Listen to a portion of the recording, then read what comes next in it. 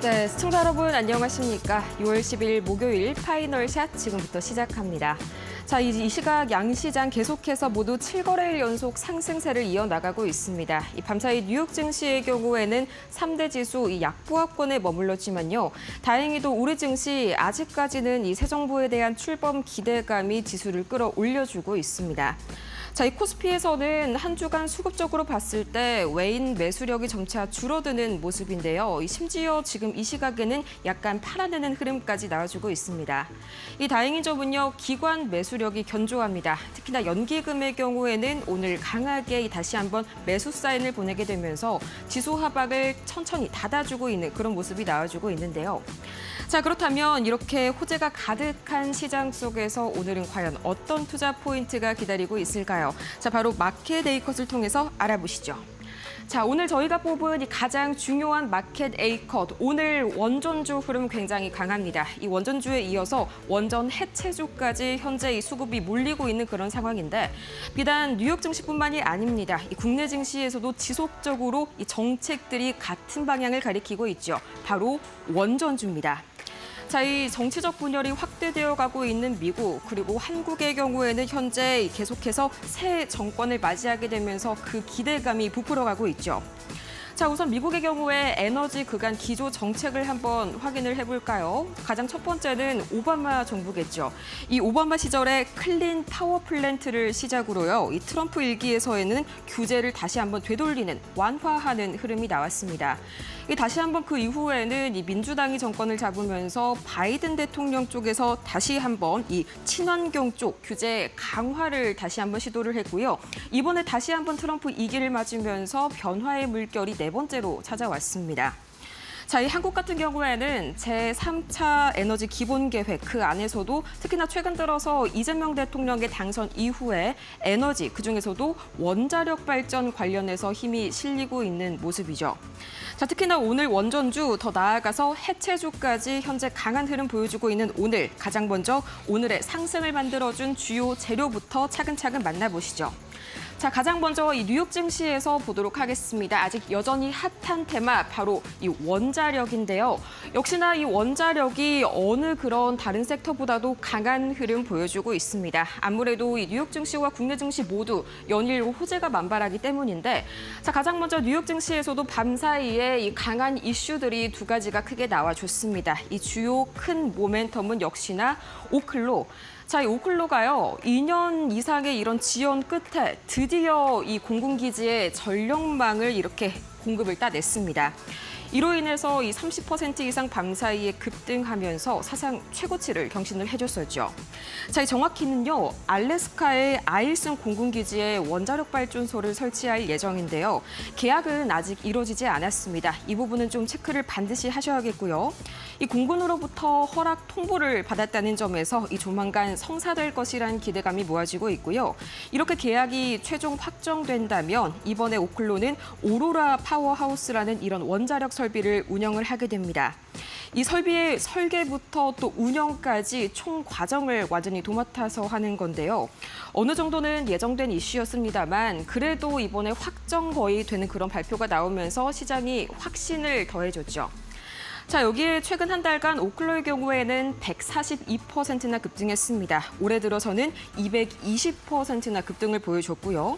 또 이 간밤 한수원과도 계속해서 이 큰 이슈가 하나 나왔었는데요. 이 바로 오클로와 한국수력원자력이 기술 개발을 위한 이 양해각서 MOU를 체결했다는 소식. 이 때문에 오늘 우리 시장에서도 이 원전주들 좋은 흐름 보여주고 있습니다. 자, 여기에 간접적인 이슈도 있겠죠. 이 원전하면 지난 1년간 원전을 들어올렸었던 이슈. 바로 그렇습니다. AI 데이터 센터. 이 밤사이에 AI 데이터 센터 이슈들이 잔뜩 나와줬습니다. 이 GTC 파리에서 젠슨 황 CEO가 유럽의 대대적인 이 AI 데이터 센터 그리고 설비 관련 투자를 하겠다. 이런 소식을 밝히면서 이 부가적으로 원전의 상승 탄력을 더해줬고요. 자, 여기에서 이 유럽의 AI 컴퓨팅 용량이요 10배 증가할 것이라는 그런 언급까지 하게 되면서 다시 한번 큰 기대감 받아가고 있는 이 원전주였습니다. 자, 여기에 또 트럼프가요, 밤사이에 바이든 행정부 당시의 발전소 규제를 폐지한다는 말을 했습니다. 자, 이게 또 원전과 밀접하게 관련이 있는데요. 물론 이건 아직 확정된 건 아닙니다. 이후에 공청회 등 이런 의견의 수렴 절차를 거쳐서 최종 확정될 수 있긴 합니다만 이 트럼프 대통령 에너지 정책 안에 있는 모순을 풀 수 있다는 그런 열쇠가 된다는 점에서 원전 섹터 다시 한번 기대감 모아가고 있습니다. 자, 이 트럼프 행정부가요, 밤사이에 제안한 이번 온실가스 규제 철회안, 이 자세한 내용을 한번 들여다보자면요. 석탄과 가스 발전소가 기후변화에 미치는 영향이 제한적이기 때문에 이 규제를 없애더라도 공공의 건강과 복지에는 큰 영향이 없다. 뭐 이런 논리를 담고 있는데요. 당연히 상당히 좀 공격을 많이 받고 있는 그런 논리입니다. 굉장히 치명적인 모순을 가지고 있죠. 자, 현재 전력 부문 같은 경우에는요, 미국 내 온실가스 배출량 중에 두 번째로 큰 원인입니다. 이 절대 무시할 수 없는 파이를 가지고 있고요. 특히나 과학자들 계속해서 기후 재앙을 막기 위해서 온실가스를 최대한 신속하게 감축을 해야 한다. 뭐 예전부터 많이 그렇게 들렸었던 그런 소식들이죠. 자, 이 모순을 해결하기 위해서는 베이비 드릴 이런 기존의 화석 연료의 그런 방침들을 약간은 좀 뒤로 밀어두고요. 원자력으로 노선을 돌리는 것이 현재 여론으로서는 굉장히 필수적입니다. 자, 여기에 세 번째, 제가 부가적인 이슈라서 여기에다가는 적지는 않았습니다만 이 세계은행 총재 방가가 직원들에게 보낸 이메일도 마찬가지로 간접적으로 오늘 원전주들에게 상승 탄력 밤사이에 부여를 해줬습니다. 자, 이 세계은행이요, 핵에너지 프로젝트에 대한 자금 지원 금지를 해제할 것이다. 이런 내용이 이메일에 담겨 있었다. 이런 보도까지 나오면서 추가적으로 이 상승 모멘텀이 더해졌고요. 자, 이번에는 오늘 한국발 재료들도 굉장히 많이 준비가 되어 있습니다. 이 가장 먼저 한국이 체코와 손을 본격적으로 완전히 맞잡게 되면서 이 글로벌 원전 판도에 새롭게 물꼬를 텄죠. 특히나 이재명 대통령이 체코 총리와 통화를 했다는 소식에 계속해서 이 상승하고 있는 원전주들, 이 최근 체결된 원전 계약이요, 양국 관계에 있어서 이 전환점을 만들 것이라고 밝혔는데요. 단순한 수출을 넘어서 미래 첨단 산업, 그리고 이어서는 에너지 협력의 교두보가 될 수 있다는 점. 특히나 이 원전 같은 경우에는 한 번 계약을 체결하게 되면 그 국가는 물론이고 그 주변에 있는 블록, 지역국들까지 계속해서 이 수주를 따낼 수 있다는 점이 앞으로 미래의 든든한 캐시카우가 될 것이라 이런 기대감을 모아주고 있죠. 자, 이번 계약의 핵심은요, 체코 두코바니 지역에 건설될 대규모 원전 단지입니다. 이 한국수력원자력이 주도를 하고요, 2030년 완공을 목표로 하고 있죠. 규모가 무려 25조 원에 달하고요. 앞으로도 확대될 그런 가능성도 있습니다. 이거는 이제 이 UAE, 아랍에미리트 이후에 16년 만의 대형 성과라는 점에서 이 물이 들어올 때 노를 저어야 한다. 이런 분위기가 굉장히 강하게 작용이 되고 있죠. 자, 이번 이재명 대통령은요, 체코 내에 있는 한국 기업들의 활동 확대에도 힘을 보태겠다, 이런 의사를 분명하게 전했고요. 또 문화와 인적 교류 역시 주요 의제로 다뤘습니다. 전방위적으로 지원을 하겠다는 말이겠죠. 자, 특히 피알라 총리에게 직접 방한을 요청했는데요. 이 양국의 포괄적 협력 파트너십을 다지는 외교적 흐름으로 이어질 예정입니다. 앞으로 추가적으로 이 단기적인 상승 모멘텀으로 이번 피알라 총리의 방한이 또 새롭게 작용을 할 수가 있으니까요. 관련된 이슈들, 일정들 지속적으로 확인해 보시길 바라고요. 자, 그다음에 한때 탈원전을 외쳤었던 흐름에서 이제는 좀 새로운 에너지 셈법이 우리나라에서도 시작이 됐습니다. 특히나 새 정부가 출범을 한 지 약 일주일이 조금 넘은 지금 이전의 민주당 정책 그리고 이재명 대통령의 새로운 정책을 약간은 좀 구분할 필요가 있겠습니다. 자, 이재명 대통령은요, 대선 당시부터 이 에너지 정책 방향에 명확한 선을 그었죠. 이전 정부처럼요, 원전 비중을 그저 그냥 줄이는 게 아니라요, 원전과 재생에너지를 함께 키우는 균형 투자 전략 내세웠습니다. 이 점 확실하게 체크를 해둬야겠습니다. 이게 반드시 필요합니다. 왜냐면요, AI 산업에 100조 원을 투입을 하겠다. 사실 이 공약을 뒷받침하려면 이 재생에너지만으로는 폭발적인 전력 수요를 감당하기 어렵습니다. 자, 이어서 다음으로는요, 이 원전 해체 시장까지 오늘 굉장히 강한 주목을 받고 있죠. 자, 이렇게 원전 산업 내에서 새로운 기회로 주목받는 분야, 바로 이 운영을 종료한 노후 원전을 안전하게 해체하는 원전 해체 산업입니다. 자, 이 해체 시장에서 챙겨야 할 핵심 포인트 제가 크게 5가지 정도로 한번 추려봤는데요. 이 고난이도의 첫 번째 기술 집약적 사업입니다. 당연히 이 최신 기술을 계속해서 트렌드를 파악하고 관련된 기술주들만 옥석 가리기를 하는 점이 가장 중요하게 작용이 되고 있고요. 자, 또 하나 정책 변화에도 당연히 이 촉각을 세워야 합니다. 이 글로벌 규제 변화, 글로벌 규제라고 하면 이 IAEA죠. 이 원전 폐쇄 로드맵까지 같이 챙겨봐야겠고요. 특히나 최근에 IAEA의 경우에는 이 원전 해체 안전 기준을 국제적 통일, 획일화를 하려는 그런 움직임을 보이고 있습니다. 특히나 이런 관련 이슈들 꾸준히 트래킹을 해보시길 바라겠고요. 또 글로벌 수주 경쟁, 비단 해체뿐만이 아니라요. 신규 수주도 여전히 유효한 모멘텀입니다. 특히나 이 최근 카자흐스탄 사례가 대표적으로 다시 한번 관심을 받고 있죠. 자, 이달 중에 원전 건설 사업자 선정을 밤사이에 좀 예고를 해줬습니다. 그러면서 이번에 수주전에 대한 막판 경쟁이 치열해지고 있고요. 이 한수원은 물론이고 그간 발목을 잡았었던 프랑스 EDF, 또 중국의 CNNC, 러시아의 로사톰 등이 현재 후보군으로 꼽히고 있습니다. 이번에는 프랑스가 좀 발목을 잡지 않았으면 좋겠는데요. 자, 이 다음에 국내 정책과 산업부 발표 일정 당연히 챙겨보셔야겠죠. 이 현재 산업통상자원부 그리고 한수원이 연내 국내 신규 원전 건설 그리고 해체 일정까지 선정 계획을 잇따라 발표할 예정입니다. 또 마지막 주의사항이 하나가 있습니다. 바로 2년의 갭이 있다는 점인데요. 원전 산업은 기본적으로 속도가 느립니다. 가장 먼저 계획 수립부터 또 상업 운전까지 수년간의 시차가 존재하는데요. 예를 들어서 이 체코 원전을 한번 들어볼까요? 2025년에 계약을 체결했고요. 2029년 4년 뒤에 착공을 하고 2036년에 비로소 가동을 할 예정입니다. 자, 이 주가는 당연히 정책 기대감으로 먼저 움직이겠지만 이 매출과 이익 등의 실적에 직접적으로 반영이 되려면 2년 이상 기다려야 한다는 거죠. 따라서 당장의 수치보다는 장기적인 흐름에서 봐야겠습니다. 자, 그래서 앞으로의 전략 어떻게 해야 될까?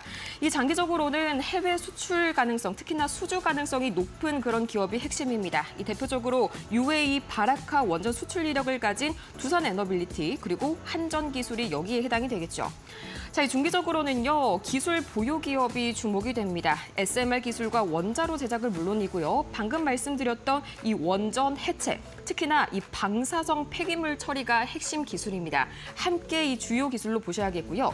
단기적인 트레이딩 역시나 좀 뉴스 모멘텀 중심의 스윙 접근을 하셔야겠습니다. 예정되어 있는 산업부라든지 또는 한수원의 원전 관련 발표 일정에 따라서 아직까지 개별적으로 충분히 움직임 나올 수 있다는 점 살펴보셔야겠고요.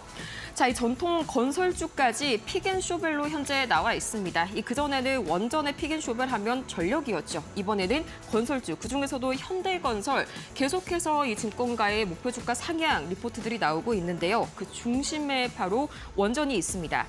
자, 이 KB증권은 현대건설을 최선호주로 선정하면서 주가가 하루 만에 5% 이상 상승하는 흐름을 보여주기도 했었죠. 자, 결론적으로 뉴스에만 반응하지 말고 이 기술력과 실적 그리고 수주력을 기준으로 해서 접근하는 선별적 옥석 가리기가 현재로서는 필요한 원전 관련주입니다. 자, 네, 지금까지 이렇게 마켓 A컷 함께 살펴봤고요. 이어서 이 양시장은 어떻게 흘러가고 있을지 김주영 아나운서가 전해드립니다. 네, 시장 2시 13분 구간 지나가고 있습니다. 시장 흐름 같이 한번 체크해 보시죠. 오늘도 국내 증시 강세 흐름을 이어가고 있습니다. 이 7거래일 연속 상승을 하면서 조정에 대한 우려도 있지만 여전히 코스피 3,000피에 대한 기대감이 더 큰 상황인데요. 국내 증시 같이 한번 체크를 해보시면요. 현재 코스피는 0.6%대 강세 흐름 이어가고 있고요. 코스닥이 0.8%대 강세 흐름 이어가고 있습니다. 장중 흐름 통해서 자세하게 짚어보시죠. 먼저 코스피부터 살펴보시면은요. 어제 2,900선에 안착을 하면서 마감을 했던 코스피였는데 이제는 확실히 2,900선에 조금 더 안정적으로 진입을 하는 모습입니다. 오늘 고점이 2,934포인트였고요. 현재는 0.6% 오른 2,924포인트 선에서 움직임 나오고 있다는 점 체크해 보시면 좋을 것 같습니다. 다음은 코스닥도 체크해 보시죠. 네, 현재 코스닥도 고점 부근에서 움직임 나오고 있습니다. 오늘 고점은 793포인트였고요. 현재 791포인트 선에서 움직임 나오고 있는데요. 지난 8월이 800포인트에 진입을 했던 마지막 시기였는데 이 800포인트에 대한 기대감도 코스닥 시장에 불고 있는 상황입니다. 이런 흐름들 체크해 보시면 좋을 것 같습니다. 다음으로는 수급도 체크해 보시죠. 네, 그간 계속 사들였던 외국인 오늘은 매도로 포지션을 잡았습니다. 아무래도 내마녀의 날에 영향을 받아가면서 매도로 포지션을 취했던 것 같고요. 개인과 외국인 모두 팔아내는 이런 물량을 오늘 기관들이 일제히 견인하고 있는 흐름들 확인되고 있습니다. 오늘 2,500억 원 담아내면서 코스피 시장 견인하고 있다는 점 체크해 보시죠. 다음은 코스닥 수급 동향도 체크해 보겠습니다.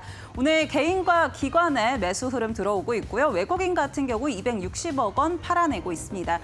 개인 같은 경우 어제 차익 실현을 하면서 매도 포지션을 취했는데 오늘 매수로 전환한 모습이고요. 반면에 외국인 어제까지는 사들였는데 오늘은 매도 포지션 취하고 있습니다. 다음으로는 시가총액 상위 종목도 체크해 보겠습니다. 네, 어제 강했던 반도체 투톱 오늘은 쉬어가는 모습 연출되고 있습니다. 삼성전자는 6만 전자를 이탈한 모습이고요. SK하이닉스 오전장에서는 강보합권에서 움직임 나오기도 했는데 현재는 약세로 전환한 모습 확인되고 있습니다. 오늘 전반적으로 2차 전지 흐름 괜찮고요. 또 어제 쉬어갔던 조선과 방산이 강세 흐름 이어가고 있습니다. 하나 에어로스페이스 4.8%대 강세, LG에너지솔루션도 2.5%대 강세 흐름 이어가고 있다는 점 체크해 보시죠. 다음으로는 코스닥 시가총액 상위 종목 체크해 보겠습니다. 오늘 알테오젠 빨간불 켜고 있습니다. 장중에 변동성이 조금 나오기도 했었는데 현재는 빨간불 켜면서 0.49% 강세 이어가고 있고요. 2차 전지 전반적으로 흐름 좋으면서 에코프로 BM 2.8%, 에코프로 1.5%대 강세 이어가고 있습니다. 특히나 외국인의 수급이 이 에코프로 BM 그리고 에코프로에도 들어오고 있다는 점은 체크해봐야 될 것 같고요. 레인보우 로보틱스도 1.9%대 강세 이어가고 있습니다. 다음으로는 특징주 같이 한번 체크해 보시죠.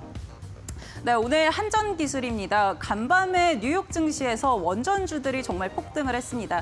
대표적으로 오클로가 29% 넘는 급등을 하면서 마감을 했는데요. 이 알래스카의 아일슨 공군기지에 원전을 설치한다라는 기대감들이 주가를 끌어올렸고요. 오늘 국내 증시에서도 이 영향 받아가고 있습니다. 이 대장주 두산 에너빌리티가 다시 한번 신고가를 경신했고요. 오늘 가장 강하게 움직이는 종목은 한전기술입니다. 이 오클로 그리고 한수원이 기술개발 MOU를 맺었다라는 점 오늘 시장에서 부각이 되면서 한전기술이 가장 강하게 움직임 나오고 있고요. 장중에 상한가 터치를 했었는데 현재는 일부 상승분 반납을 하면서 27% 가까운 상승세 이어지고 있습니다. 다음 특징주 체크해 보겠습니다. 네, 아난티입니다. 오늘 한반도 긴장감이 완화될 수 있다라는 소식들 나오면서 남북 경협주들에도 강세 흐름 이어가고 있는데요. 대표적으로 아난티 같은 경우 오늘 장중에 상한가 도달을 했고요. 현재 26%대 강세 이어가고 있습니다. 마지막 특징주까지 체크해 보시죠. 네, 마지막은 중앙에너비스입니다. 간밤에 국제유가가 급등을 했습니다. 중동의 지정학적 리스크가 다시 한번 부각이 되면서 미국에서도 이란에 주재한 대사관 대피를 준비하고 있다라는 이야기들 나왔는데요. 오늘 정유주들 강세 흐름 이어가고 있고요. 중앙에너비스 18%대 강세 이어가고 있습니다. 지금까지 시황센터의 김주영이었습니다.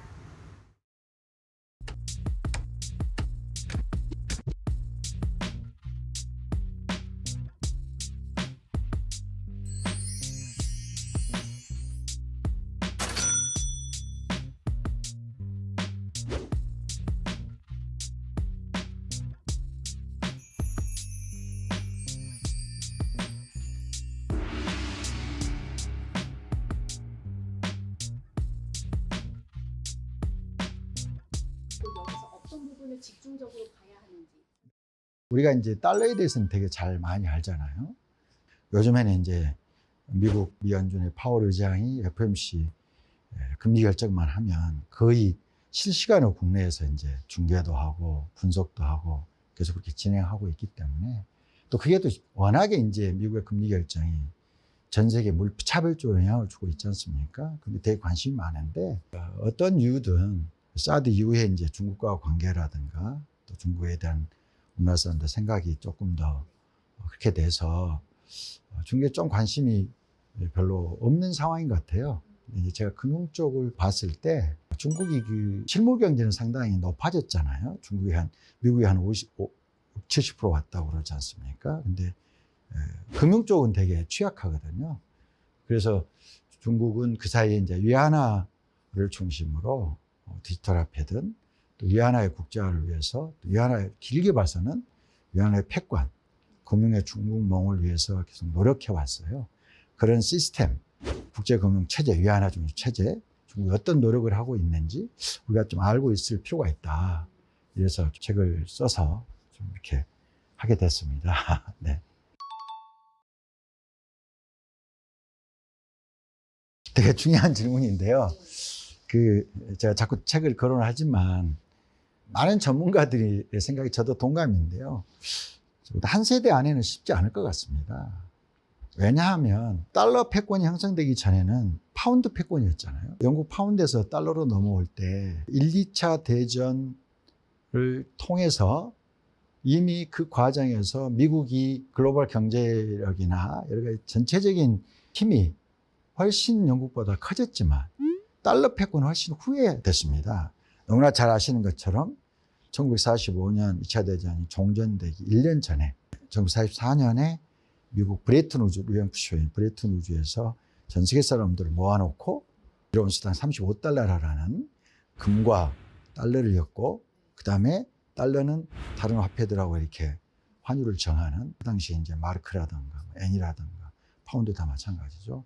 그 구조로 달러 패권이 전 세계적으로 공인된 거거든요. 근데 지금 보시면은 미국과 중국의 경제력을 비교하면 GDP만 비교해 놓고 봤을 때 미국이 뭐 29조, 30조 달러 가까이 되잖아요. 중국은 60, 70% 높아질 때 다시 낮아지고 있잖아요. 그리고 한때 뭐 2025년, 2030년에 중국이 PPP 기준으로 미국을 넘어설 거라고 했는데 요새 그게 다 쏙 들어갔잖아요. 중국이 어려워지고 그런 관점을 봐서도 그렇고요. 또 기축동화라는 게 법과 제도, 인권, 또 그 나라에 대한 여러 가지 글로벌 국제사회의 신뢰 이런 게 다 있어야 되지 않겠습니까? 그런 것처럼 모든 금융거래나 이런 것들이 다 무역거래, 금융거래가 다 달러로 기준으로 이루어지고 있고 그러한 관행이 벌써 1945년 이후에 쭉 지금 익숙하게 그 사이 위기는 있었지만 진행돼 왔잖아요. 이게 어느 순간 바뀌겠습니까? 금융관행이라는 게 지급결제 관행도 쉽게 바뀔 수도 없는 거고요. 상당히 오래 걸릴 거다. 다만 그러면 위안화한테 전혀 기회가 없을까? 그건 아닐 수 있다 이거죠. 유로화나 뭐 엔화를 얘기도 하는데 유로화나 엔화가 달러에 도전했다고 볼 수도 있고요. 꼭 그랬냐라도 볼 수 있는데 거기에 비하면 지금 13억 인구의 전 세계 2대 경제 강국 G2가 된 중국이 달러 패권에 위안화 패권으로 도전하는 것은 이건 지켜봐야 된다. 전혀 가능성이 없다라고 우리가 단언할 수는 없다. 이게 제 생각입니다. 예.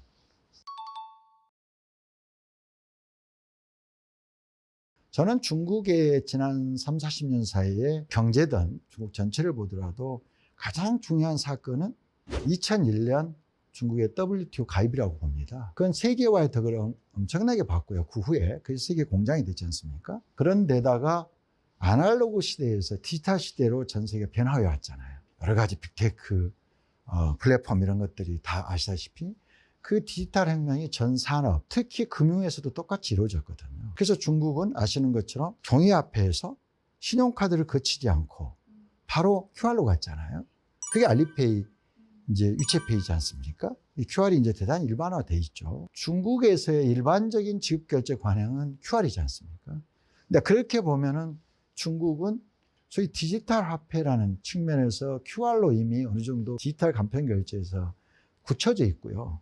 그 과정 속에서 중국 정부가 중앙은행 디지털 화폐를 통해서 디지털 시대의 글로벌 화폐, 중국 내 화폐를 좀 선점하겠다라는 의도였다고 생각합니다. 그럼 중앙은행 디지털 화폐와 알리페이 네트워크가 어떤 차이가 있냐? 이거는 뭐 좀 간단하게 얘기할 수 있죠. 디지털 위안화는 중국 인민은행이 개발, 원장 관리, 모니터링, 사후 관리 이 모든 시스템을 다 관장하고 통제하는 시스템인 거죠. 그런 알리페이나 또는 위챗페이는 사기업이잖아요. 민간이 하는 거죠. 물론 중국 정부의 관장하에 있겠지만 그래서 그건 전혀 다르게 되는 거다 이렇게 보죠. 다만 이제 제가 말씀드리고 싶은 것은 중국이 디지털 위안화를 내세울 때 위챗페이, 알리페이가 워낙 장악하고 있으니까 중국 정부가 이걸 견제하기 위해서 이걸 개발하는 거다 이런 논리가 있었거든요. 그럴 수 있다고 봅니다. 그러나 실제로 이제 이것도 이미 지급결제 관행으로 정착돼 있잖아요. 무리하게 이걸로 바꾸는 건 또 쉽지 않은 거거든요. 그래서 지금은 일반적으로 서로 상호 보완적으로 호환하는 형태로 가고 있습니다. 왜냐하면 알리페이에서도 디지털 예환을 쓸 수도 있고요. 또 중국이 비자 마스터카드에 맞서서 내는 유니온페이도 쓸 수 있습니다. 디지털 화폐, 각종 페이, 간편 결제, 이게 뭐 신용카드, 이게 다 한꺼번에 소위 우리가 말하는 소위 인체 연장이라고도 하는 디바이스인 스마트폰에 다 들어가 있는 거죠. 앞으로 그게 어떻게 발전될지 이건 또 봐야 될 것 같습니다. 제 책에서 좀 상세하게 다뤘는데요. 중국의 위안화 전략은 한편으로 보면은 위안화 패권 전략이거든요. 또 달러에 대한 위안화의 도전이기도 한 겁니다. 이게 쉽지는 않겠죠. 오래 걸릴 일인데 그럼 어떻게 하고 있냐? 달러가 걸어온 길이 정확하게 롤러 모델입니다. 달러가 한 그대로 하고 있습니다. 아시다시피 닉슨 쇼크로 큰 문 달러가 흔들릴 때 페트로 달러를 했잖아요. 사우디하고 안보와 원유 거래를 교환한 거잖아요. 당시 고정환율제에서 변동환율제 되면서 달러가 흔들렸잖아요. 그 페트로 달러도 사우디하고 지금 합의했죠. 얼마나 실행은 아직 안 하고 있지만 우리가 원화가 되게 흔들리면 시장에서 이제 미국 빨리 가서 연준하고 통화서 맺으러 하잖아요. 그러면 100원, 200원씩 환율이 떨어지잖아요. 원화 가치가 안정되는 거죠. 높아지니까.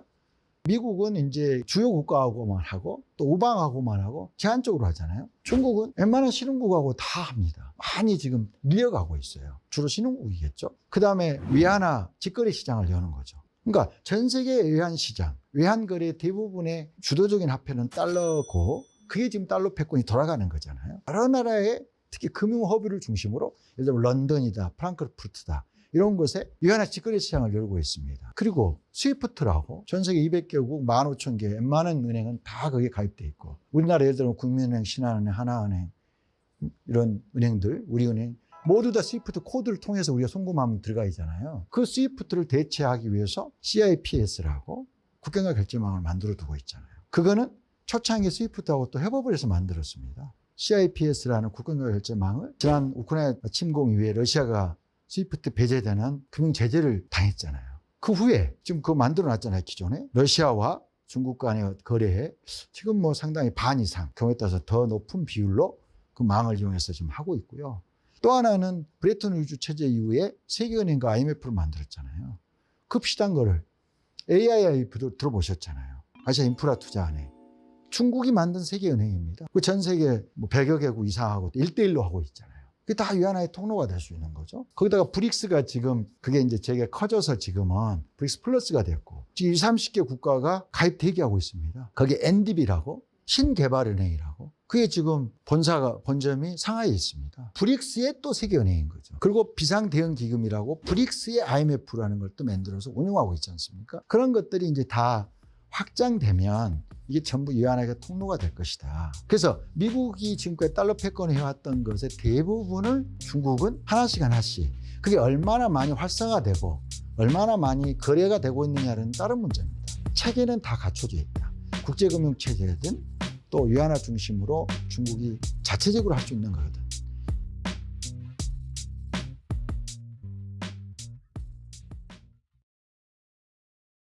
네, 시청자 여러분 안녕하십니까? 신민영입니다. 목요일에 파이널샷 함께하고 계십니다. 이번에는 종목 파인더 함께하실 시간인데요. 오늘의 주요 종목 이슈들 함께 점검해 보시죠. 첫 번째 이슈 원전으로 준비를 했습니다. 오늘 원전 이야기를 꼭 짚고 넘어가야 하는 날입니다. 대장주 두산 에너빌리티의 경우 7거래일 연속 상승하고 있고요. 어제 이어서 오늘 또 52주 신고가 다시 썼습니다. 코스피 상승에 함께 연동이 되는 모습이죠. 미국에서도 원전주 일제히 급등 랠리를 이어가고 있고요. 간밤에도 일제히 급등세를 보였습니다. 대표적인 원전 기업인 오클로의 경우에는 30% 가까이 뛰어 올랐는데 우리나라 한수원과 MOU를 체결했다라는 모멘텀 크게 작용을 했고요. 미국의 알래스카 공군기지 SMR 전력 공급에 우선 협상 대상자로 선정됐다라는 이슈까지 받아갔습니다. 뉴스크일 파워 역시 20%대 급등세를 보였고요. 이 종목 정말 놀라운 성과 보여주고 있죠. 이번 한 달간 138% 올랐고 올해 132% 급등세 이어가고 있습니다. 뿐만 아니라 탈렌 에너지의 경우에도 7%대 오름세, 동반 강세 보였는데 아마존과 또 원전 공급 확대 계약을 체결했다라는 소식 주가에 긍정적으로 작용했습니다. 국내에서는 이제 정책 관련 기대감도 받아가고 있죠. 이재명 대통령이 체코 총리와 통화했다라는 소식 전해졌는데 얼마 전에 체결했던 체코와의 26조 원 규모의 계약이 양국의 경제 협력을 확대하는 시금석이다라고 강조를 하면서 앞으로도 원전 관련 협력이 더 강화될 것임을 시사하기도 했습니다. 원전은 지금 글로벌 트렌드이기도 합니다. 미래 산업 경쟁의 성패가 전력에 달렸다라는 이런 인식이 최근에 각광받고 있는데 가장 주요한 역할을 하고 있죠. 글로벌 원전 붐 움직임, 모멘텀을 좀 체크해 보자면 어제 우리나라에서 또 한수원이 태국 전력청과 SMR 양해각서 체결했다라는 소식 전해지기도 했고요. 영국에서는 신규 원자력 발전소 사이즈웰 C 건설에 나서면서 대규모 투자를 집행하고 있는 상황입니다. 미국에서도 2030년까지 신규 원전 10기 착공을 선언한 상태이고요. 여기에 더해서 대표 외교안보 싱크탱크가 한미 원전 협력을 강화하기 위해서 이번 달 6월 23일부터 24일까지 한국을 방문할 예정이다라는 소식 역시 모멘텀으로 작용하고 있습니다. 오늘 관련주들 시세 좋게 계속 유지를 해주고 있습니다. 두산 에너빌리티 5%대 강세 유지하면서 54,000원에 거래가 되고 있습니다. 52주 신고가를 다시 한번 갈아치웠고요. 한전기술 25%대 급등세 보여주면서 오늘 주도주처럼 움직이고 있습니다. G2파워도 13%대 두 자릿수대 오름세 유지를 하고 있는데요. BHI와 G2파워 그리고 두산 에너빌리티의 경우에는 음봉 전환했다라는 점 기억해 보셔도 좋겠습니다. 자, 두 번째 이슈로 넘어가 보겠습니다. 남북 관계에 볕이 들까요? 오늘 또 확성기 공방 중단 소식 전해지면서 경협주의 강세도 눈에 띄고 있습니다. 대북 확성기 방송이 1년 만에 중지됐는데 이재명 대통령이 직접 지시를 한 사안이었습니다. 11일 오후 2시부로 우리 군이 전방 지역에서 진행하던 대북 확성기 방송을 중시하도록 지시했습니다라는 그런 코멘트를 인스타그램에 올렸습니다. 이번 조치로 남북이 군사적 긴장을 완화하고 신뢰를 다시 쌓아갈 수 있기를 기대한다라고 전했다라고 했는데요. 이러한 소식이 또 오늘 올라왔고 또 어제는 김동연 경기도지사가 대북 방송 중지를 환영한다라는 글을 페이스북에 올리기도 했습니다. 방송이 마침내 멈췄다면서 진심으로 환영한다라고 전했고요. 우리 정부가 보여준 결단에 깊이 공감하고 또 북한의 진정성 있는 호응도 기대한다라는 글을 올렸습니다. 오늘 이런 소식 전해진 가운데 미국에서도 트럼프 정부가 함께 북한과의 대화를 시사했다라는 점도 전해지고 있는 상황입니다. 자, 아난티의 경우에 오늘 26%나 뛰어오르면서 9,820원에 함께 거래가 되고 있고요. 인디에프도 좋은 사람들과 함께 두 자릿수대 급등세 이어가고 있습니다. 일신석재 6%대 오름세 포착이 되고 있고요. JST나 역시 3% 가까이 오르면서 3,280원에 거래됩니다. 네, 세 번째 이슈 짚어보겠습니다. 네, 중동 긴장이 고조되고 있죠. 또 국제유가 간밤에 4% 이상 급등했는데 오늘 우리 증시에는 또 석유주에는 호재로 작용을 하고 있습니다. 로이터의 보도가 나왔는데 미국 정부가 중동 내에서 안보 위협이 커졌다는 이유로 이라크 대사관 인력 철수를 명령을 했고요. 바레인과 쿠웨이트 정부도 자국 내 미국 외교시설의 비필수 인력에 대한 철수를 허용한 것으로 전해졌습니다. 이런 외신 보도가 나온 시점에 미국 3대 지수가 일제히 하락 전환을 하기도 했습니다. 우리나라 지수 같은 경우에 워낙 강하게 움직이고 있기 때문에 이런 지정학적 리스크에 크게 영향을 받고 있지는 않지만 중동 긴장감이 고조되고 있고 미국과 이란은 6차 핵 협상을 앞두고 있는 상황인데 결과가 잘 될지는 불투명한 상황이죠. 이에 따라 이란산 원유 공급이 제한될 것이다라는 전망이 오늘 WTI와 브렌트유 가격을 크게 끌어올렸습니다. 간밤에 뉴욕 상업거래소에서 WTI 오일 선물 가격, 7월물 가격이 68달러 선까지 올라왔고요. 현재 구간에서도 68달러 선에 거래가 되고 있습니다. 브렌트유의 경우에도 69달러까지 올라오면서 전반적으로 오일 가격이 탄력을 받아가는 모습인데요. 오늘 우리 증시에는 어떤 영향을 주고 있을까요? 네, 석유주와 정유주의 강세로 이어지는 모습입니다. 중앙에너비스가 17%대 급등세를 가져가고 있고요. 15,690원까지 뛰어 올랐습니다. 흥구석유의 경우에도 8.9%대 강한 모습 나타내고 있습니다. 한국석유도 마찬가지이고요. SK이노베이션과 S오일과 같은 정유주는 상대적으로 탄력은 덜하지만 그래도 오늘장에서 빨간 불 켜면서 시세 이어나가주고 있습니다. 자, 다음 이슈로 넘어가 볼까요? 카지노 쪽 함께 보겠습니다. 5월 호실적이 놀라운 수준이다라는 분석이 나왔습니다. 그리고 한중 관계 개선 기대감도 받아가면서 섹터 전반이 방긋 웃고 있습니다.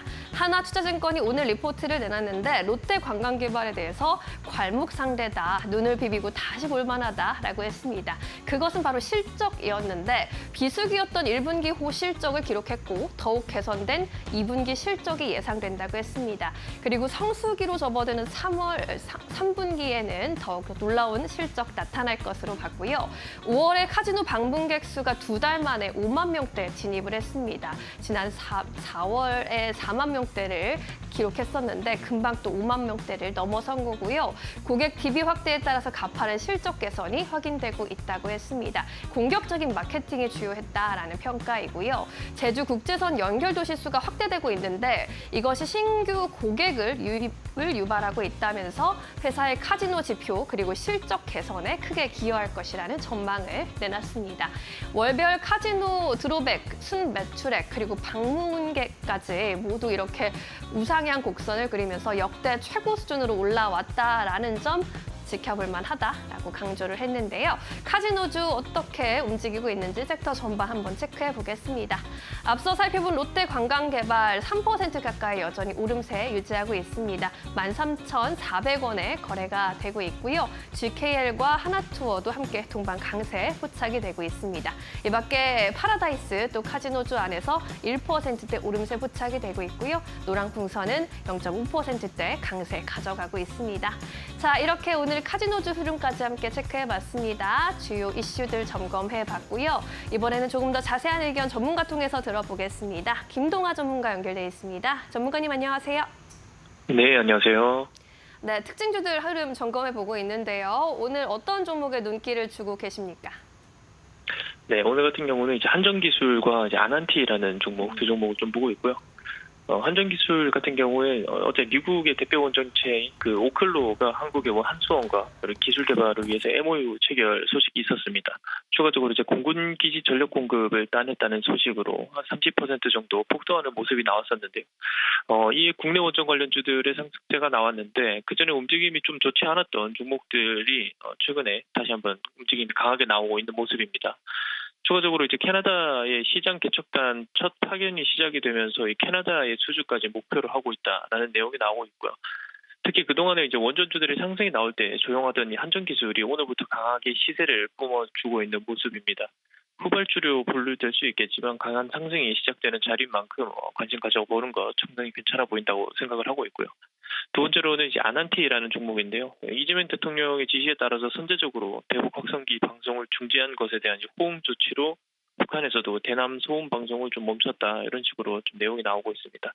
추가적으로 이제 이재명 정부 출범 후에 첫 선제적 이제 대북 유화 조치에 일단 호응을 하면서 향후에도 이제 남북 관계 개선을 위한 또 다른 계기가 마련될지도 모른다라는 기대감에 남북 경합주들의 강세가 좀 이어지고 있는 모습이고요. 그러면서 이제 남북이 군사적 긴장을 완화하고 서로에 대한 신뢰를 다시 쌓아갈 수 있게 기대한다. 뭐 이렇게 언급을 하면서 앞으로 이제 정상회담이나 협력 관계를 시사하는 모습도 보여줬습니다. 추가적으로 이제 미국의 백악관에서도 이제 트럼프 대통령은 김정은과의 서신 교환에 개방적이면서 서로의 이익을 위해 진전을 원한다라는 내용을 보이면서 상승세에 힘을 보태고 있는 모습입니다. 전체적으로 봤을 때 이 남북 경합주들의 움직임도 한 번씩 괜찮은 모습을 보여주고 있기 때문에 좀 주가가 쉬워주는 자리에서 분할 매수 대응한다라면 한 번씩 이벤트 있을 때마다 괜찮은 모습 보여줄 수 있을 것이라고 생각하고 있습니다. 네, 남북 경협주까지 의견 짚어주셨습니다. 자, 오늘 종가 베팅주로 이제 넘어가서 종가에 베팅해 본다면 어떤 종목 골라보실까요? 지금 달바글로벌이라는 이 종목이 상당히 지금 강세인데요.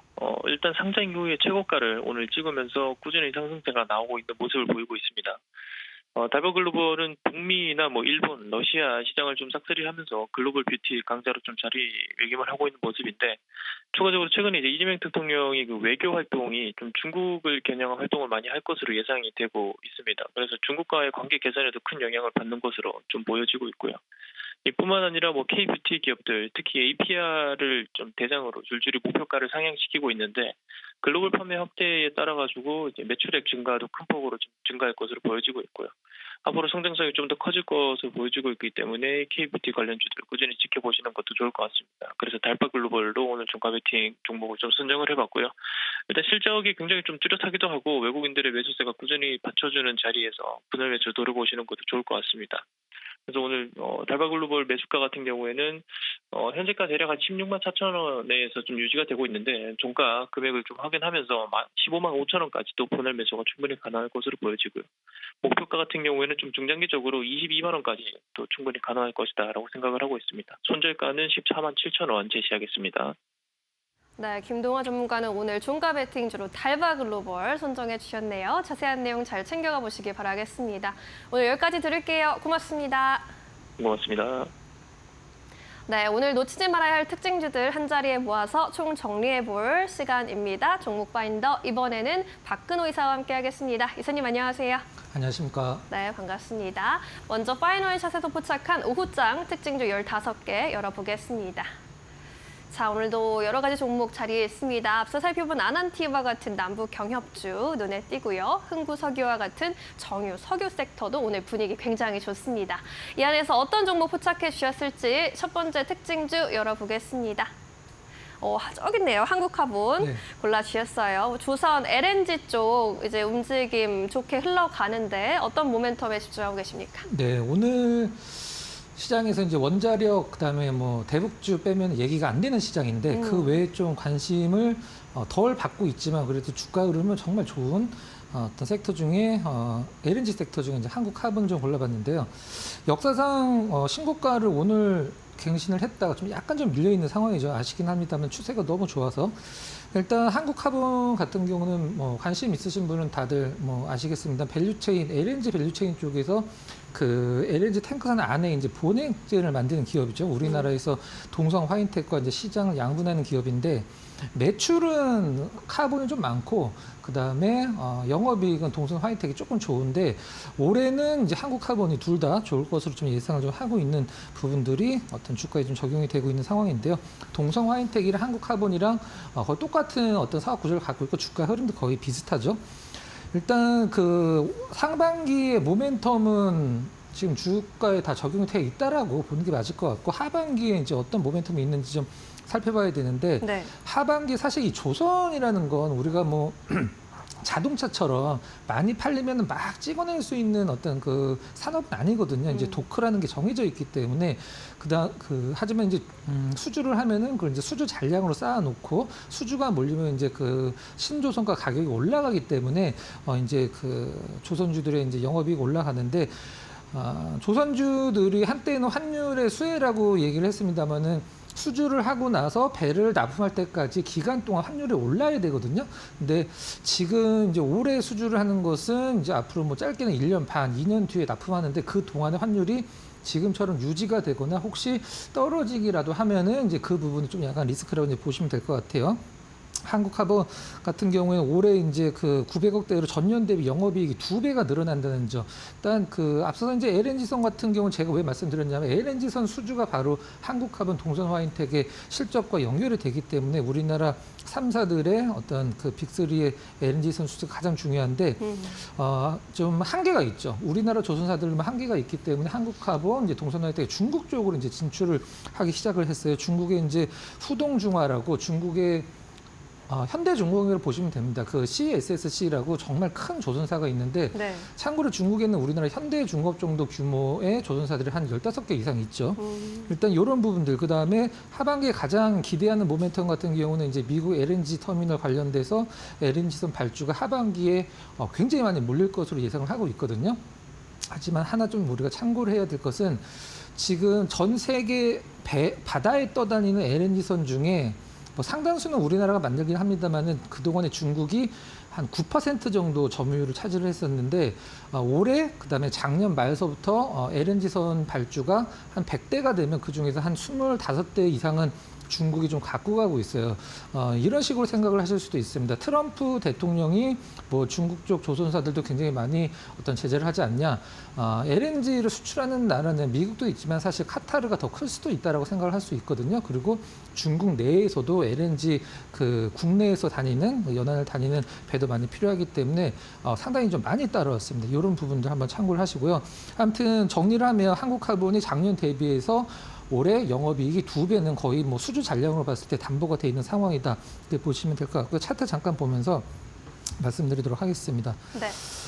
일단 신고가죠. 오늘 기준으로 이제 오늘 고점 기준으로 역사상 신고가를 이제 갱신을 하고 있는데 중간에 좀 약간 급락도 좀 나오긴 했습니다만은 러프하게 받아내고 이제 계속 계단식으로 올라가고 있는데 가장 중요한 건 수급인데 빨간색 선의 외국인들이 올해 1월 달 들어서부터 급격하게 매수를 하고 있는 상황인데 이 외국인들 수급과 한국카본의 차트를 보면 똑같이 움직이거든요. 그러네요. 그렇죠. 빨간색과. 그렇죠. 요 외국인들의 수급이 이제 빠질 때 한국카본이 단기 고점이 나올 수도 있는데 오늘도 이제 기존의 매수 추세가 계속적으로 강화가 되고 있다는 점 염두에 두시고요. 기관 같은 경우는 오늘 최근에 좀 약간 매도 기조였었는데 오늘 조금 약하긴 합니다만 순매수를 가담하고 있다 이렇게 보시고 위쪽 방향 이제 단기간에 급등한 게 아니라 차곡차곡 물량을 소화하면서 올랐기 때문에 위쪽 방향 조금 더 여론을 필요성은 있다 이렇게 설명드리도록 하겠습니다. 네, 하반기 실적 기대감 가져가 볼 수 있겠고요. 수급도 양호하게 보입니다. 한국카본도 조선주 안에서 함께 살펴보셔도 좋겠습니다. 자, 두 번째 종목 포착해 보겠습니다. 어떤 종목일까요? 네, 실리콘2 골라주셨습니다. 화장품주가 요즘에는 좀 주춤한 것 같기도 하더라고요. 물론 네. 뭐 좋지만 전반적으로. 그렇죠. 네. 대장주라고 할 수 있는 코스맥스는 뭐 역사상 최고치를 계속 갱신을 하고 있습니다. 근데 지금 뭐 지주사, 금융사, 증권사 이런 것들에 이제 어떤 시장에서 회자되는 빈도수가 좀 낮다 보니까 화장품주들이 좀 관심을 덜 받는데 오늘 뭐 양시장 텍스트는 빨간색을 키고 있긴 합니다만 사실 좀 뭐 조정의 양상이 좀 깊은 그런 장이에요. 몇 개 기업들 빼고는. 근데 화장품주들도 오늘 시장 분위기에 맞춰서 좀 조정을 받고 있는데 네. 실리콘2가 지금 그 가장 좀 높은 하락률을 기록을 하고 있어요. 그래서 하락으로 전환이냐 아니면 이제 상승 쪽으로의 어떤 계단식 상승을 하기 위한 잠깐 쉬어가는 구간이냐를 한번 체크를 나름대로 한번 해보도록 하겠습니다. 네.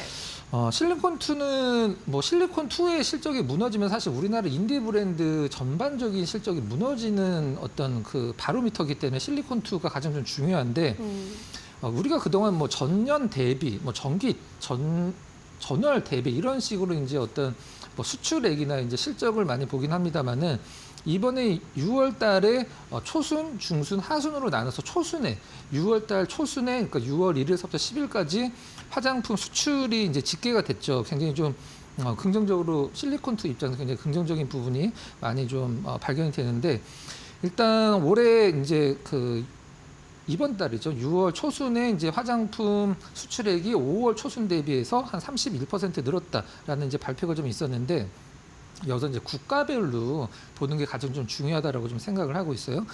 중국은 일단 26% 일단 6월 초순에 수출액이 좀 감소를 했는데 나머지죠. 미국 같은 경우 22%, 그다음에 일본 15%, 홍콩 23%.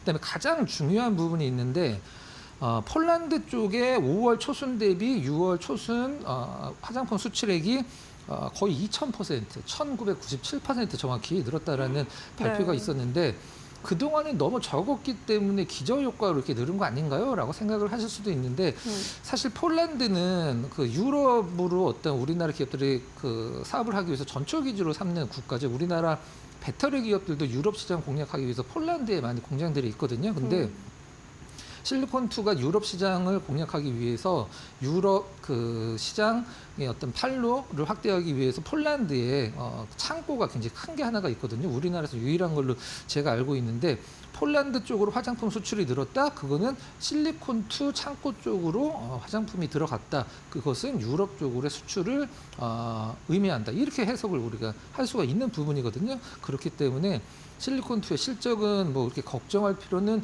없다라는 게 이 헝가리 쪽의 화장품 수출이 급격하게 늘었다는 점만 봐도 어떤 담보가 되는 부분이다 이렇게 보시면 될 것 같아요.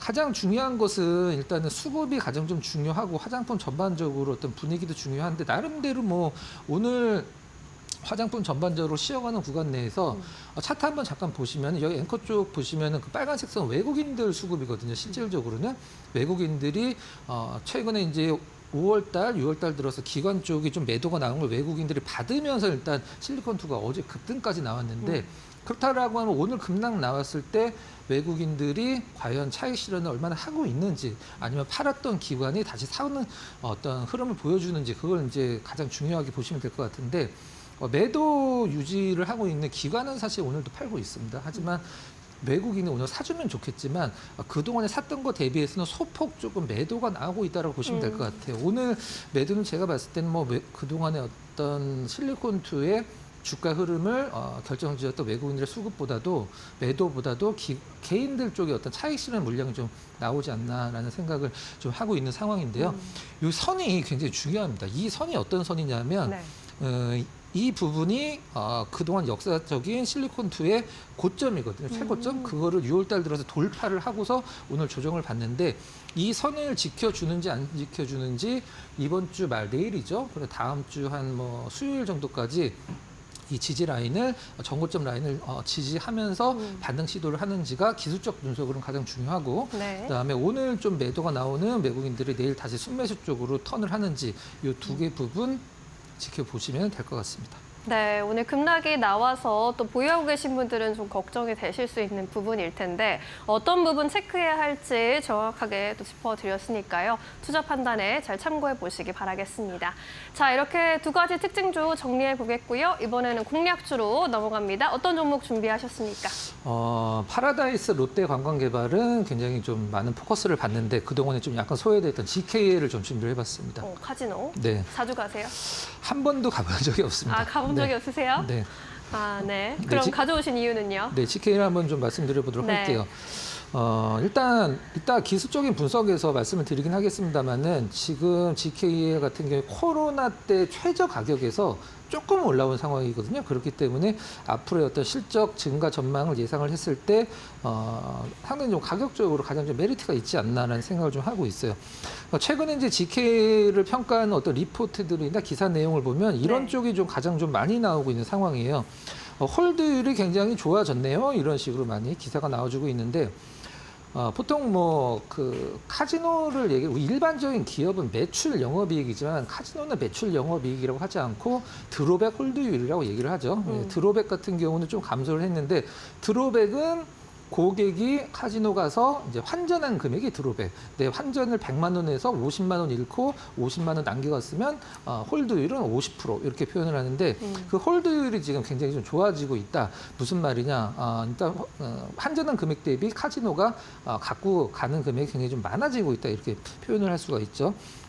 우리나라 카지노가 이제 전통적으로 중국 쪽 VIP들로 소위 얘기하는 뭐 장사를 하다가 이제 코로나로 인해서 또는 한알령으로 인해서 이제 일본 VIP들로 그 빈자리를 채워 나갔었는데 GK 같은 경우는 이제 중국 쪽 VIP가 어떤 뭐 드롭백이 늘어나고 일본 쪽 VIP는 드롭백이 줄어든다라는 조사가 있었는데 저는 이거는 상당히 좀 긍정적인 부분이라고 생각을 합니다. 물론 둘 다 늘어나면 좋긴 하겠습니다만은 중국 쪽 VIP가 늘어나야지만 우리나라 카지노 전통적으로 어떤 그 영업이익이 늘어나는 부분들이 좀 있죠. 항공사가 이제 중국 노선 확대를 하는 것도 가장 좀 긍정적이긴 한데 아까 말씀드렸던 화장품도 마찬가지고 이 카지노도 마찬가지고 지금 하나 좀 약간 시장에서 크게 대두되지 않는 리스크가 큰 게 하나가 있죠.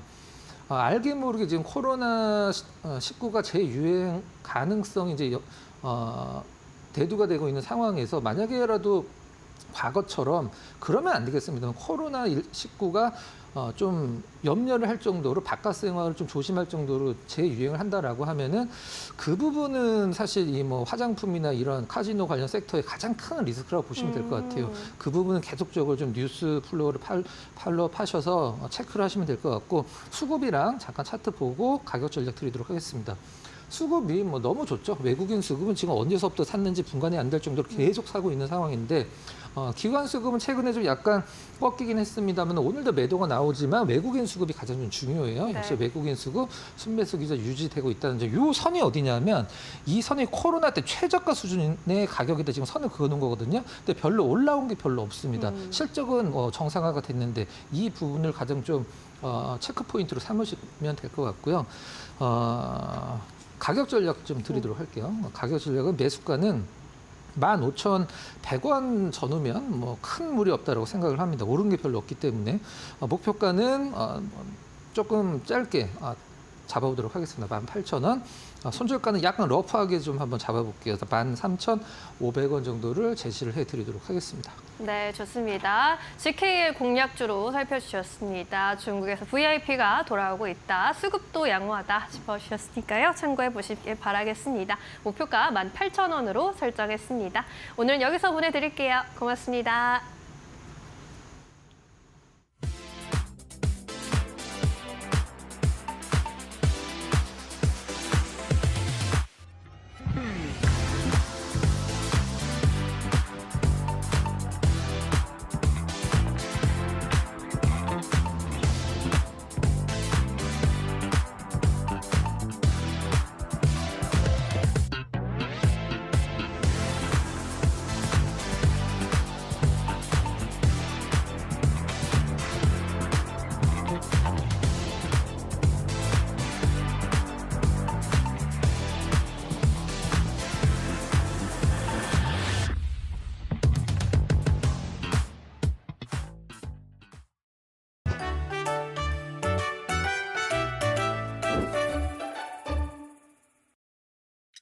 주식시장에는 1년에 4번씩 찾아오는 아주 으스스한 날이 있는데요.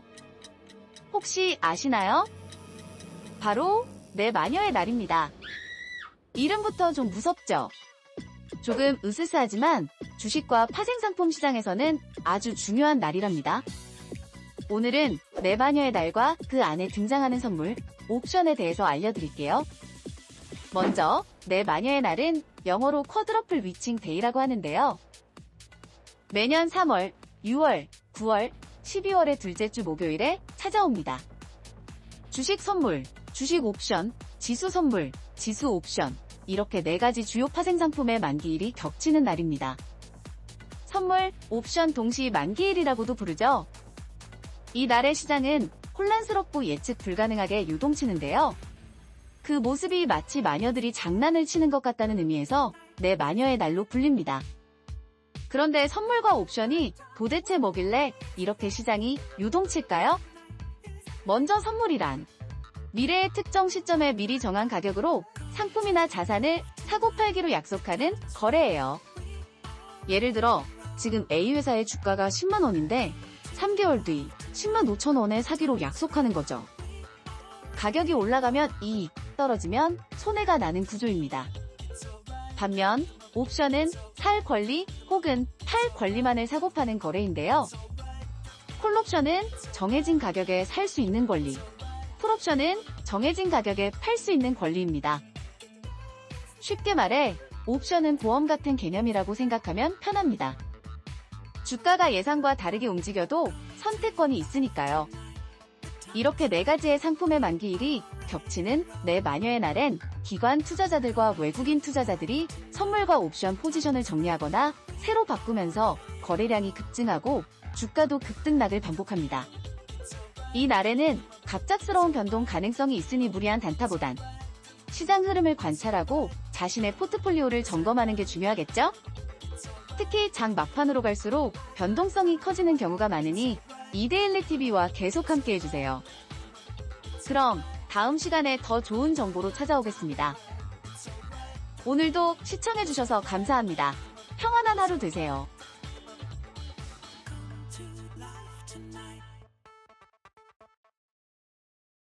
시장 3시 구간 지나가고 있습니다. 키워드 통해서 흐름들 같이 한번 체크해 보시죠. 먼저 첫 번째 키워드 체크해 보시면은요. 원전부터 열어보겠습니다. 오늘도 원전주들의 강세가 이어지고 있습니다. 뉴욕 증시에서 원전주들 급등 흐름을 이어갔죠.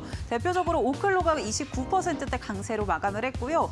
또 이 뉴스케일 파워도 20% 넘는 폭등을 보여줬습니다. 국내 증시도 이 영향 받아가고 있는 모습 확인되고 있는데요. 특히나 대표적으로 오클로가 알래스카의 공군기지에 원전을 설치할 수도 있다라는 전망들 나오면서 영향 받아갔고요. 오늘 관련주들 움직임 한번 체크를 해보겠습니다. 먼저 두산 에너빌리티부터 체크를 해보면요. 오늘도 다시 한번 신고가를 경신을 했습니다. 그리고 원전주들 중에서 오늘 가장 상승 탄력이 강했던 종목은 한정기술이었는데요. 오늘 상한가 도달 이후에 현재는 상승분을 조금 반납하기도 했지만 여전히 23% 넘는 강세 흐름 이어가고 있습니다. 이 밖에 우리기술 10%대 강세, 현대건설도 5%대 강세 흐름 보여주고 있고요. 오늘 BHI는 신고가 경신을 했습니다. 다음 키워드도 체크해 보시죠. 다음 키워드는 오늘 유가로 한번 잡아봤습니다. 간밤에 국제 유가가 급등 흐름을 이어갔습니다. 두 가지 정도를 체크해보면 될 것 같은데요. 미국과 이란의 이 핵 협상이 계속해서 불투명한 상황이고 또 이 중동의 지정학적 리스크가 다시 부각이 되면서 미국 측에서 이라크 주재 미국 대사관 대피를 준비하고 있다는 소식 유가에 영향을 줬던 모습입니다. 오늘 관련주들도 움직임 크게 나오면서 정유주들 강세 흐름 이어가고 있는데요. 중앙에너비스 같은 경우 24%대 강세 흐름 보여주고 있고요. 흥구석유, 한국석유도 강세, 롯데케미칼 같은 경우는 지금 약세로 좀 전환했던 모습까지 확인되고 있습니다. 다음 키워드도 마지막으로 체크해 보겠습니다. 네, 마지막 키워드는 남북 경협 확인해 보겠습니다. 오늘 이 한반도의 긴장감이 완화될 수도 있다라는 기대감이 불면서 남북 경협주들에도 강세 흐름 이어가고 있는데요. 이 북한의 오물풍선이 계속해서 살포가 되어 왔었는데 국방부에서 이거에 대응하기 위해서 남북의 확성기 방송을 계속해서 이어왔죠. 1년여 만에 중단이 되면서 이 긴장감이 조금 완화될 수 있다라는 소식들 전해졌습니다. 관련주들도 움직임 크게 나왔는데요. 오늘 아난티 같은 경우 장중에 상한가 도달 이후에 현재는 27%대 강세 흐름 이어가고 있고요. 그밖에 대아TI, 인디F, 좋은 사람, 일신석재까지 일제 강세 흐름 이어가고 있습니다. 관련주들 대부분 신고가를 좀 경신했던 흐름까지 오늘 체크해 보시면 좋을 것 같은데요. 다만 현재는 아난티를 제외하고는 대부분 윗꼬리가 크게 달렸다는 점도 참고해 보셔야 될 것 같습니다. 지금까지 김주영이었습니다.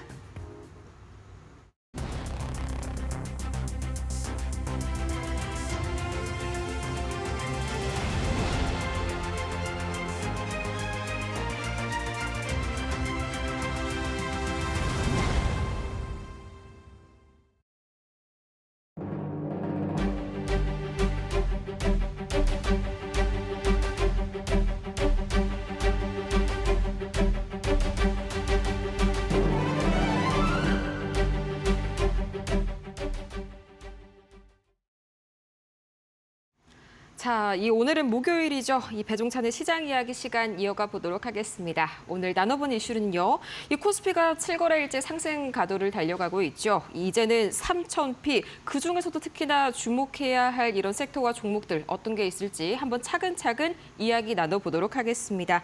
자, 오늘 인사이드 K 배종찬 소장 옆에 나와 계시는데요. 안녕하세요. 안녕하십니까. 배종찬입니다. 네, 좋습니다. 자, 오늘 코스피 현재 PBR이요. 벌써 0.99 거의 1 턱밑까지 쫓아왔고요. 예탁금도 어제 60조 원대를 막 넘어섰는데 거의 3년 만이죠. 이게 비단 새 정부 출범만이 이슈가 있을 거는 아닌 것 같습니다. 그렇죠.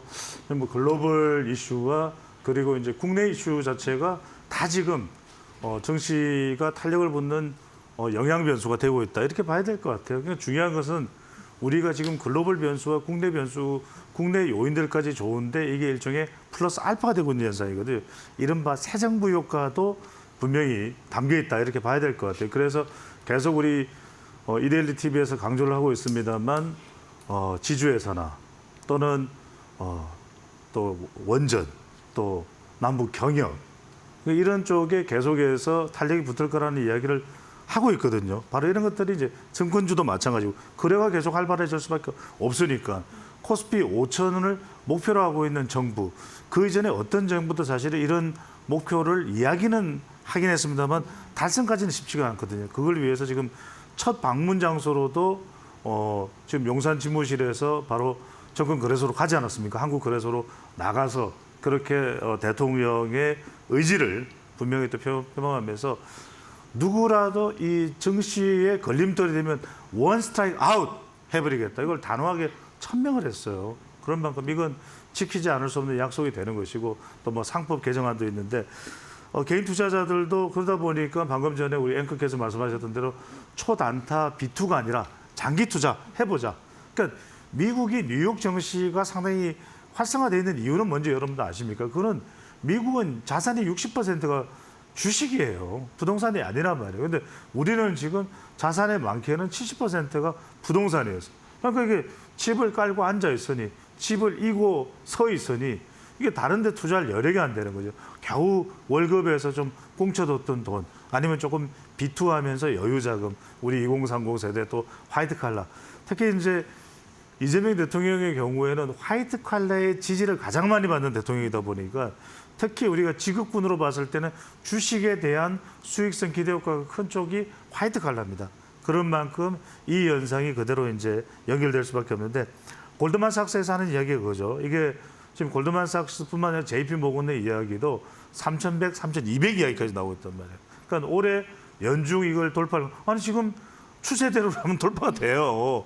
그것도 지금 뭐 8, 9월까지 기다릴 필요도 없이 7월 달 돌파되는 거 아니냐는 이야기가 나올 수 있는데 근데 중요한 건 이거죠. 여러분들 항상 우리가 증시가 건강해야 된다는 것은 이런 이제 경기 부양에 대한 의지뿐만 아니라 이게 적용이 돼야 돼요. 상법 개정안을 비롯해서 또 자사주는 이 기본적으로 원칙적으로 속아간다든지 가지고 있으면 안 돼요. 언제 이게 또 유동성으로 풀려나갈지 모르기 때문에 또 카카오 사태에서 봤던 어떤 스톡 옵션을 바로 대규모로 바로 시장으로 내놓는 이런 모럴 해저드, 도덕적 해이라고 이야기하죠. 이런 것도 없어야 된다. 이게 사실은 원 스트라이크 아웃에 다 들어가는 겁니다. 그러니까 이런 것들을 모아서 모아서 이게 지금 3,200 이야기가 나오는 것이거든요. 그런 만큼 저는 상당히 탄력을 받을 걸로 봐요. 그런데 게다가 실용 외교를 이야기하고 있기 때문에 그동안 지정학적에서 이건 뭐 우리 정치에 미치는 영향은 제한적이긴 합니다만 북한과의 관계도 좀 개선된다고 그렇게 생각하면 상당히 또 중국과의 관계 이런 부분들이 정시에 조금 더 플러스 요인으로 탄력받게 하는 또 현상까지 가져올 수 있기 때문에 상당히 좀 저도 긍정적으로 전망을 하고 있습니다. 네, 맞습니다. 뭐 지금 이 시각 니케이 같은 경우에도 마이너스 0.6% 뭐 이렇게 기록을 하고 있고요. 가권도 좀 장 초반에 잘 가는 듯 했더니 0.8% 비단이 밤 사이에 반도체 이슈가 좀 많이 나와서 오늘 잘 간다라고 하기에는 유독 좀 K 증시가 두드러지는 것 같네요. 자, 오늘 근데 비단 반도체뿐만이 아니죠. 이 방산이 잠깐 눌려 있다가 그렇죠. 오늘도 다시 한번 이렇게 최근 들어서 뛰어가는 그런 흐름 보여주고 있는데 우선 이 현대, 로템, 호재와 더불어서요. 약간 이 방산 쪽에 좀 밸류 리레이팅 수요까지 같이 좀 붙어서 가는 모습입니다. 맞을까요? 그렇죠. 뭐 지금 여러 곳에서 뭐 한 곳에뿐만 뭐 신한 우리 국내 이 정권사들 또 투자사들도 그렇지만 해외에서도 이 현대 로템에 대해서 상당히 주목을 하고 있어요. 현대 로템이 여러분들 뭐냐면 원래 현대 로템 그러면은 현대 자동차 그룹의 이제 계열사죠. 그런데 현대 로템이 또 하나가 뭐냐면 네옴시티 이슈도 있어요. 사실은 이제 이 사우디아라비아의 네옴시티와 관련해서도 지금 현대로템이 거기에 거주하거나 또 이제 공사를 하는 그 인력들의 숙소를 이 현대로템이 또 건설을 할 수 있다는 이야기도 나오고 있는 거죠. 또 하나가 대표적인 현대로템 같은 뭡니까 여러분들 지하철을 타면은 그 전철 차량 그게 현대로템입니다. 로템이에요. 그러다 보니까 지금 우즈베키스탄 쪽으로도 뭐 KTX가 이제 진출을 하게 되면 우리 고속전철의 고속전철의 차량 어디서 만듭니까? 현대로템이고요. 더군다나 바로 K방산의 천병 현대로템의 K2 전차 2차 계약이 임박했다. 180대인데 9조 원이에요. 이게 여러분들 뭐냐면 뭐 미국에도 에이브람스가 있고 독일에는 레오파드가 있죠. 여러분들 근데 이게 이 유튜브를 보시면 가성비를 비교합니다. 가격 대비 정말 이 최고 속도로 나가는 방향, 그다음에 급회전 능력, 그다음에 달리면서 포를 쏘는 정확도 이런 것에 있어서 이 K2를 당할 자가 없어요. K2를 당할 자가 없습니다. 그러다 보니까 이 현대로템의 주가가 역대 최고가를 경신한 거예요. 왜냐하면 지금 러시아 우크라이나 전쟁을 하는 걸 보면서 결국은 우크라이나가 뭐 전세가 어떻게 되는지는 우리가 시시각각 다릅니다만 러시아로부터 잔뜩 얻어맞았거든요. 그러면은 앞으로 이런 서유럽 국가뿐만 아니라 동유럽 국가들도 우리도 어떻게든 이 자주국방을 해야 된다. 국방력을 강화해야 된다. 안 그러면 미국이 뭐라고 이야기했습니까? 미국이 지켜줄 테니까 이 나토의 국방비 예산을 각 국가의 GDP 5%로 올려라. 이렇게 얘기하면 부담스럽단 말이에요. 차라리 국방을 미국이 또 그러다가 그렇게 큰 소리 치다가 언제 떠나버릴지 모르는 것이니까 오히려 이 전차라든지 또는 K9 같은 우리의 자주포 대단하죠. 이건 뭐 노르웨이나 이 스웨덴 같은 데서 깜짝 놀랍니다. 우리 가성비라든지 이 경쟁력이라든지. 또 하나 중요한 게 여러분들 AS예요. 우리가 수입품 써다 보면 AS 잘 안 되잖아요. A 안 되겠네.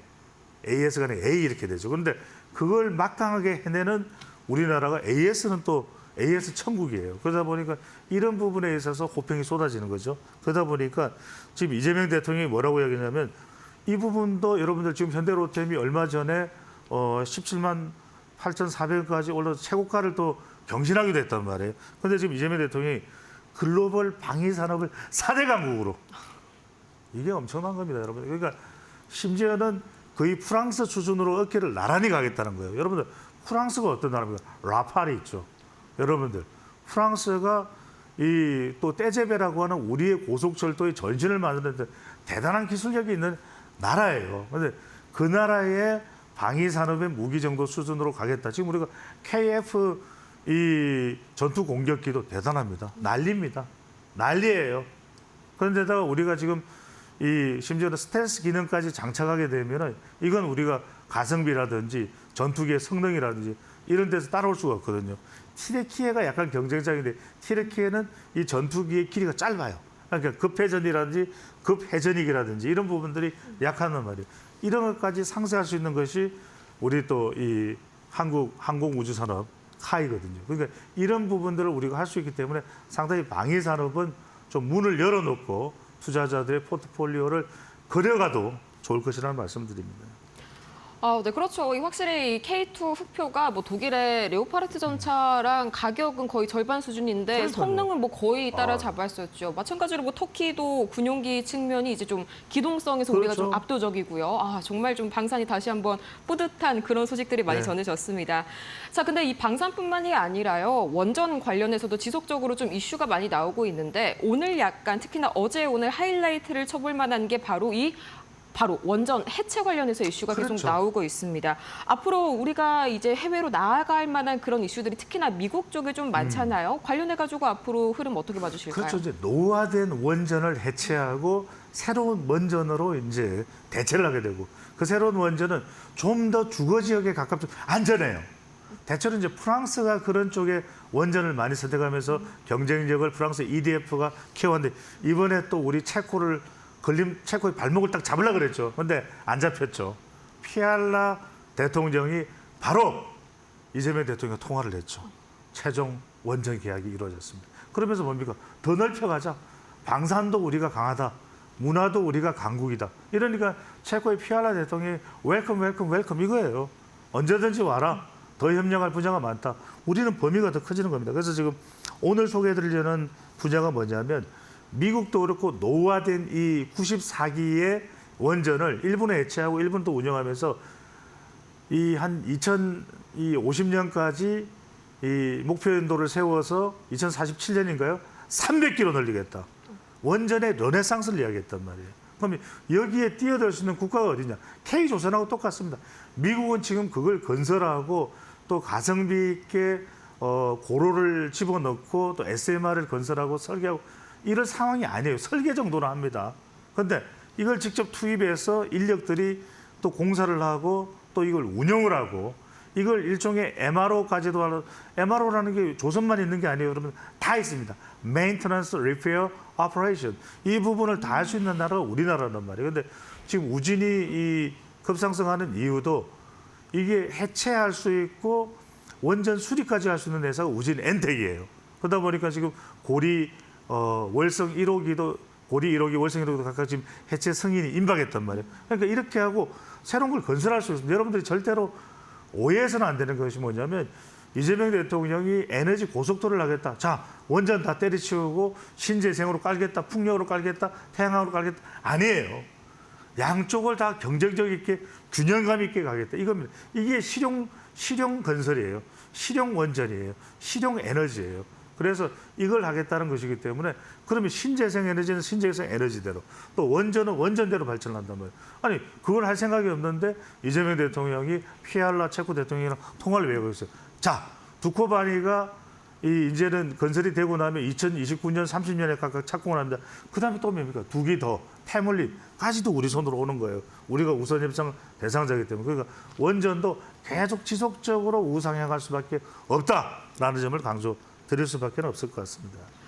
네, 안 그래도 뭐 신규 원전 수주 관련 모멘텀들도 정말 풍족했는데 여기에다가 이제 해체 관련해서 이런 모멘텀까지 가져가게 된다면 정말 이 K-원전 앞으로의 그런 기대감이 좀 더 커지는 그런 모습입니다.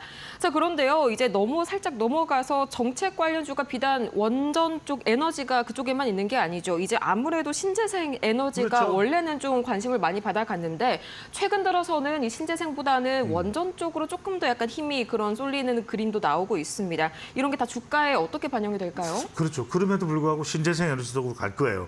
그래서 제가 항상 여러분들한테 말씀드린 게 뭐냐면 L자 들어가 있는 기업, L자 들어가 있는 기업에 주목하라. 그래서 LS 마린 솔루션, 그다음에 LX 인터내셔널, LS 일렉트릭 뭐 이런 거 나오잖아요.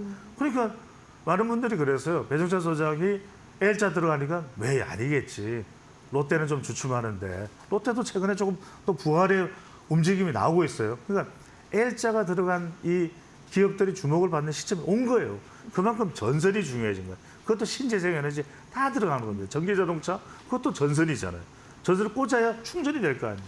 그러니까 여러분들 이런 부분들을 잘 아셔야 되는 게 LS 마른 솔루션이 이제 지금 신주를 발행한다는데 주가가 이거 지금 한 거 2천만 주 정도를 발행을 한다는 거예요. 그러니까 세계 최대 규모의 해저 케이블 포설선, 해저 케이블을 까는 이제 배가 있는 거예요. 그 배를 이제 이 여유 자금이 이제 확보되면 사는 것이고 LS 전선과 서해안 HVDC 그러니까 이게 말대로 초고압 전류, 초고압 교류 전압을 하니까 안정적으로 전력을 이어가 이제는 AI 반도체가 들어오고 각 집마다 로봇이 들어가면요. 전기량을 다 전기자동차 이제 전기자동차를 쓰게 될 겁니다. 어느 시대인가는 2040년이 됐든 2050년 그때는요. 전력량이 엄청날 수 왜냐면 석유도 이상 안 쓰니까 석탄 안 떼니까 그러면 그 많은 전력량을 다 소화를 해내기 위해서는 바로 이런 전력 설비 다 갖춰져야 됩니다. 그래서 LS 전선 더군다나 앞서 말씀드린 에너지 고속도로를 통해서 원전 플러스 신재생 에너지 함께 가는 거거든요. 그러니까 이런 부분에서 여러분들이 이런 관련된 기업들도 좀 주목을 해보실 필요가 있다는 말씀을 드립니다.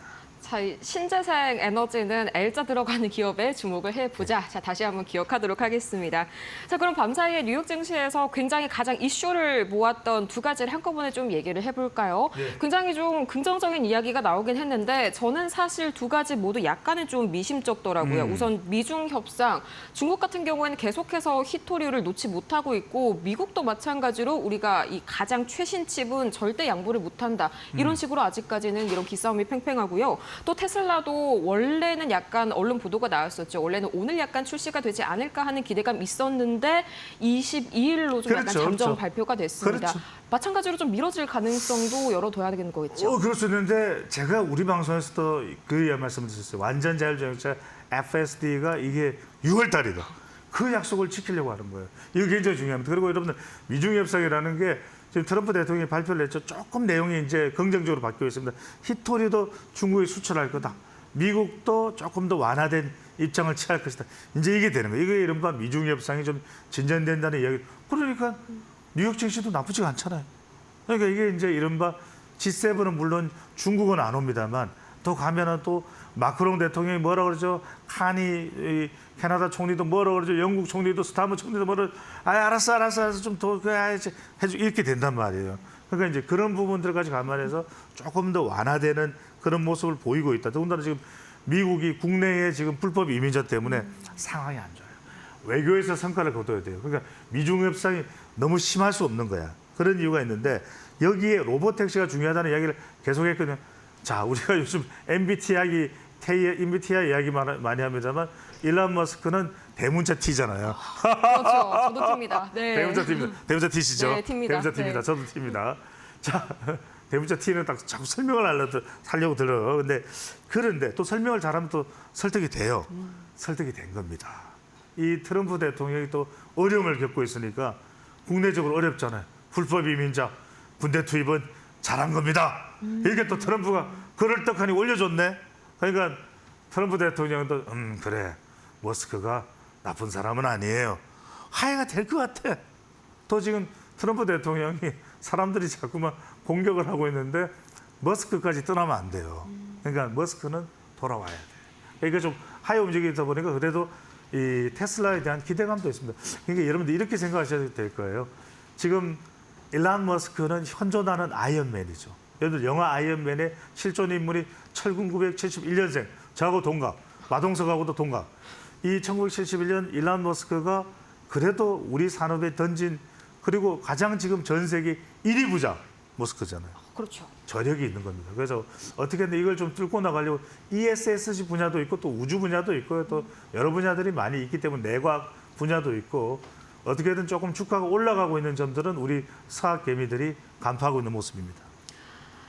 네, 그래도 트럼프 대통령이 이제 약간 주변인들이 등을 돌리니까 다시 한번 좀 손을 뻗는 그런 머스크와 화합하는 모습도 나오고 있고요. 지속적으로 테슬라 22일 로보택시 이슈까지 함께 지켜보시길 바랍니다. 자, 이렇게 해서 오늘 인사이트K의 배종찬 소장 모시고 함께 이야기 나눠봤습니다. 오늘 좋은 말씀 고맙습니다. 네, 저 이렇게...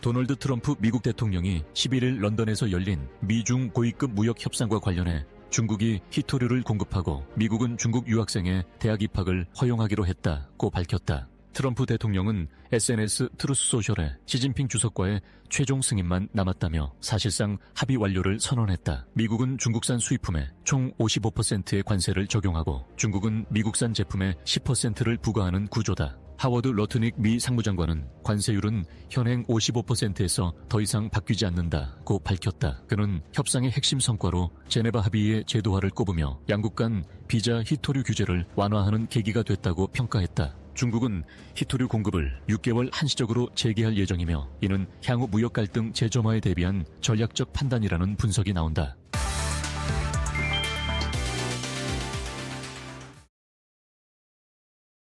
네, 국내 증시 장 마감 동시효과 구간에 들어와 있습니다. 라스트 찬스로 들어가겠습니다. 오늘은 루크투자연구소 임순재 대표, 독립리서치 P&J 손창현 팀장 모셨습니다. 두 분 어서 오세요. 안녕하십니까. 네, 반갑습니다. 오늘도 시장은 일단 상승 마감은 기대되고 있는데요. 오늘 임순재 대표께서는 시장 어떻게 바라보셨습니까? 네, 오늘 같은 경우 시장 전체적으로 본다라고 하게 되면 장중에 큰 폭으로 올랐다가 조금 이제 상승폭을 좀 줄이고 있는 그런 이제 모습세다라고 보여지고요. 좀 특징적이다라고 하게 되면 원전 관련주들이 상대적으로 오늘 좀 강세를 보이는 그런 하루 아니었나 싶습니다. 특히 미국에 있는 이제 원전 기업인 오클로가 이제 미국 이제 공군기지 내에 이제 원전을 건설할 계획이다라는 그런 이제 내용을 밝혔습니다. 특히 오클로가 국내 한수원과의 이제 MOU를 체결한 상황이었기 때문에 향후에 미국 내에서 원전이 건설이 된다라고 하게 되면 국내 원전 관련된 기업들도 이에 따른 수혜를 입지 않을까라는 기대감으로 오늘 좀 강한 그런 좀 모습을 보였다라고 보시면 될 것 같고요. 특히 이제 글로벌 원전 시장이 계속 이제 수요가 확대될 것이다라는 기대감까지 오늘 같이 좀 반영이 된 그런 상황이다라고 보시면 되겠습니다. 특히 이제 서구권 내에서 원전을 건설할 수 있는 나라는 뭐 우리나라나 프랑스 정도에 불과하다라고 보시면 될 것 같고요. 미국 같은 경우는 건설보다는 설계 쪽에 좀 더 특화돼 있다라고 보시면 되겠습니다. 뭐 향후 지금 뭐 유럽 지역 뿐만 아니라 중동 지역을 비롯한 이제 여러 신흥국에서도 원전 개발을 지금 진행 중에 있는 상황이기 때문에 향후에 원전 개발이 된다라고 하게 되면 국내 업체들의 수요 기대감이 더 커진 건 사실입니다. 다만 이제 이런 원전 관련된 부분이 좀 단기가 아니라 장기적인 그런 프로젝트니까 그런 점은 감안하셔야 될 걸로 보여지고요. 이에 덧붙여서 이제 이재명 정부 내에서 원전 수출에 대한 지원 기대감도 같이 좀 크게 나왔다라고 보시면 되겠습니다.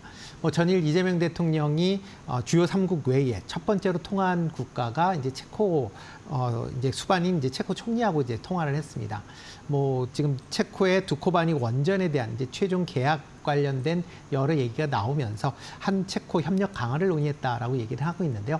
그렇다라고 하게 되면 이재명 대통령 내에서도 원전이 과거와 같이 이제 탈원전이 아니라 그냥 뭐 에너지 믹스 관점에서 원전 정책이 계속 지속될 것이다라는 기대감까지 같이 나와 있고요. 그렇다라고 하게 되면 향후 원전 수출도 뭐 계속 지원하지 않을까라는 기대감까지 오늘 원전 쪽으로 이제 쏠렸다라고 보시면 되겠습니다. 네, 원전 수출에 대한 기대감이 있긴 한데 지금 이제 이 시세가 어느 정도까지 유지될지도 궁금해하실 것 같은데 어떤 의견 있으십니까? 네, 일단 뭐 원전 관련된 종목들이 아직까지는 좀 테마적인 성격이 좀 있습니다. 아직 최종적으로 무슨 이제 계약이나 이런 게 나온 거는 지금 체코 원전뿐이다라고 보여지고요. 다만 이런 이제 이슈들이 나올 때마다 주가는 큰 폭으로 출렁거릴 가능성은 좀 있습니다. 그런 관점에서 보면 이걸 뭐 갖고 계신다라기보다는 이렇게 변동성을 이용한 단기 트레이딩이 아직까지는 좀 더 적합하지 않을까라는 생각을 해보고 있습니다. 알겠습니다. 자, 이번에는 손창현 팀장께 여쭤보겠습니다. 오늘 시장 어떻게 바라보셨습니까? 오늘은 뭐니 해도 이제 미중 관세 협상이 어느 정도 일단락됐다라는 게 제가 봤을 때는 포인트인 것 같아요. 그래서 네. 주변국들과의 이제 협상이 얼마만큼 잘 진행이 되는지가 관건일 것 같습니다. 그래서 중국과의 협상 완료로 인해서 이제 뭐 적자국이라고 할 수 있는 뭐 유럽과 우리나라와 일본에 대한 그런 이제 협상이 좀 진행이 될 거라고 보고 있습니다. 근데 좀 긍정적으로 효과가 좀 이어지고 있기 때문에 협상 자체가 좀 온화하게 좀 진행이 될 가능성이 높지 않겠느냐라고 하는 기대감이 있다라고 보고 있고요. 미국이 반도체 관련돼서 뭐 일단 상당히 좀 양보를 중국 쪽에 한 것으로 판단이 되고 있기 때문에 이런 스탠스가 일단 다른 적자국에도 이어진다라고 보면 우리나라나 일본도 뭐 향후 10일 이전에 어떤 협상이 좀 진행이 타결될 가능성이 높다라고 좀 보고 있기 때문에 긍정적이라고 볼 수 있을 것 같고요. 네. 그리고 이제 미국에서 여러 가지 매크로적인 비연수 지수가 이제 발표가 됐습니다. CPI 소비자 물가 지수가 발표가 됐는데 소비자 심리 지수가 발표가 됐는데요. 일단 결국 이제 상승을 예상치를 하회했다라는 거는 좀 눈여겨 보셔야 될 것 같다라고 보고 있습니다. 이거는 CPI가 2.4% 전월 대비해 봤을 때 일단 예상치를 2.5% 하회를 하긴 했지만 그래도 이제 4월부터 진행이 됐던 관세가 본격적으로 부과가 됐었던 부분에서 5월 이제 유예가 되긴 했지만 그래도 직간접적으로는 CPI에 영향을 줄 수 있는 그런 관세에 관련된 이야기가 나왔음에도 불구하고 그렇게 많이 올라가지는 않았거든요. 그렇기 때문에 이게 이제 관세가 결국에는 잘 뭐 협상이 된다라고 진행이 된다라고 보면 연말에 인플레에 대한 크기가 압력이 좀 제한적일 가능성이 높아서 그렇다라고 하면 이제 금리 인하까지도 가능성이 높아질 가능성이 높다라고 보고 있는 거고요. 그런 점에서 미국에 대한 매크로적인 지수도 상당히 좋아지고 있다. 그리고 마지막으로 이제 미국 반도체 기업들이 역시 이제 미중 관세 협상에서 가장 크게 피해를 봤었던 게 반도체 관련된 기업이라고 좀 볼 수가 있을 것 같습니다. 그런 점에서 뭐 최근에 실적이 나왔었던 TSMC도 실적이 좋았고요. 역시 AI 반도체를 공급을 하고 있는 엔비디아도 실적이 좋았다라고 하는 걸 감안을 해보면 결국에 이제 마이크론 테크놀로지와 뭐 장비 업체죠. KLA나 ASMR 같은 이런 장비 업체들도 상당히 좀 좋은 흐름을 보이고 있기 때문에 결과적으로 미국에 대한 반도체 상승이 결국 우리나라 쪽으로도 연계가 될 수 있지 않을까라고 보고 있어서 오늘 삼성전자, SK하이닉스가 잠시 좀 쉬어가고 있는 흐름이긴 하지만 그래도 이 부족한 D램 관련된 부분의 수요가 하반기 때부터 본격화된다라고 좀 보면 좀 긍정적으로 좀 보셔야 될 것 같고요. 그리고 여전히 부족한 AI 반도체에 대한 수요가 상당히 타이트하다라는 것도 좀 눈여겨보셔야 될 대목이 아닐까라고 봐야 될 것 같습니다. 네, 반도체 관련 전망까지 들어보았습니다. 현재 동시효과 구간에서 지수 상황 짚고 가겠습니다. 코스피의 경우에는 강보합권 유지를 해주고 있습니다. 오늘 장중에 2,934포인트까지 고점을 높이기도 했고요. 오늘 현재 구간에서는 20포인트 가까이 끌어올리면서 2,926포인트 지나가고 있습니다. 코스닥의 경우에도 0.4%, 0.5% 가까운 탄력 현재 보여주고 있습니다. 789.9포인트에서 마감 기다리고 있습니다. 코스피 200 역시 강보합권입니다. 오늘 코스피 쪽에서 외국인이 매도 우위로 돌아서는 모습 포착이 되고 있네요. 오늘 선물 옵션 동시 만기일이기도 해서 이 만기일 이후의 수급 방향 어디로 갈지도 내일 시장에서 지켜볼 필요가 있을 것 같습니다. 오늘은 외국인 1,500억 원가량의 매도 우위로 마감할 것으로 예상되고 있고요. 개인 역시 순 매도세 동참했습니다. 기관이 2,300억 원 이상 사들이면서 지수 상승을 주도해 주었습니다. 코스닥 쪽에서는 오늘 수급에서 외국인과 기관의 동반 매도 우위 포착이 되고 있습니다. 기관은 소폭이고요. 개인이 담으면서 400억 원 가까이 매수 우위 포착이 되고 있습니다. 오늘 삼성전자와 SK하이닉스는 약세 마감 예상되고 있고요. 삼성바이오로직스의 경우에도 1%대 약세로 기다리고 있습니다. LG에너지솔루션과 하나에어로스페이스가 강세 마감 예상됩니다. 우리 시장 마감합니다.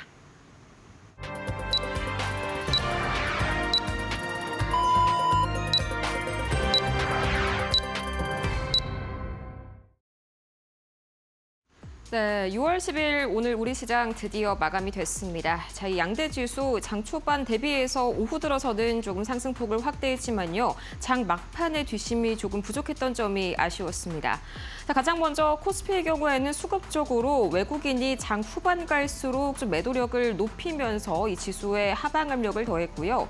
또 코스닥의 경우에도 이번 주 들어서는 처음으로 이 사모펀드 쪽에서 순매도가 나왔습니다. 자, 그래도 아시아 시장 전반이 약간 약세를 보였던 것에 비하면 K 증시 이 정도는 좀 선방을 했다 이렇게 평가를 할 수가 있겠는데요. 이 지정학적 리스크가 부각이 됐음에도 불구하고 아시아 증시 전반의 이런 국채 수익률은 아직까지는 크게 움직임 없는 그런 모습입니다. 자, 그렇다면 이 트레이딩 뷰를 통해서 오늘 과연 어떤 종목, 어떤 섹터가 특히 움직였는지 가장 먼저 코스피 보도록 하겠습니다. 이 방금 말씀을 드렸다시피 삼성전자와 또 SK하이닉스 오늘은 좀 약세로 마감을 했습니다. 이 삼성전자는 이번 주 들어서 내내 좀 약간 약세 흐름을 보였지만요. SK하이닉스는 이제 오늘 들어서 아쉽게도 약간 상승 흐름이 꺾였네요. 24만 원 선에 부딪히고 맥없이 약간 눌림목 형성하는 그런 구간으로 보여집니다.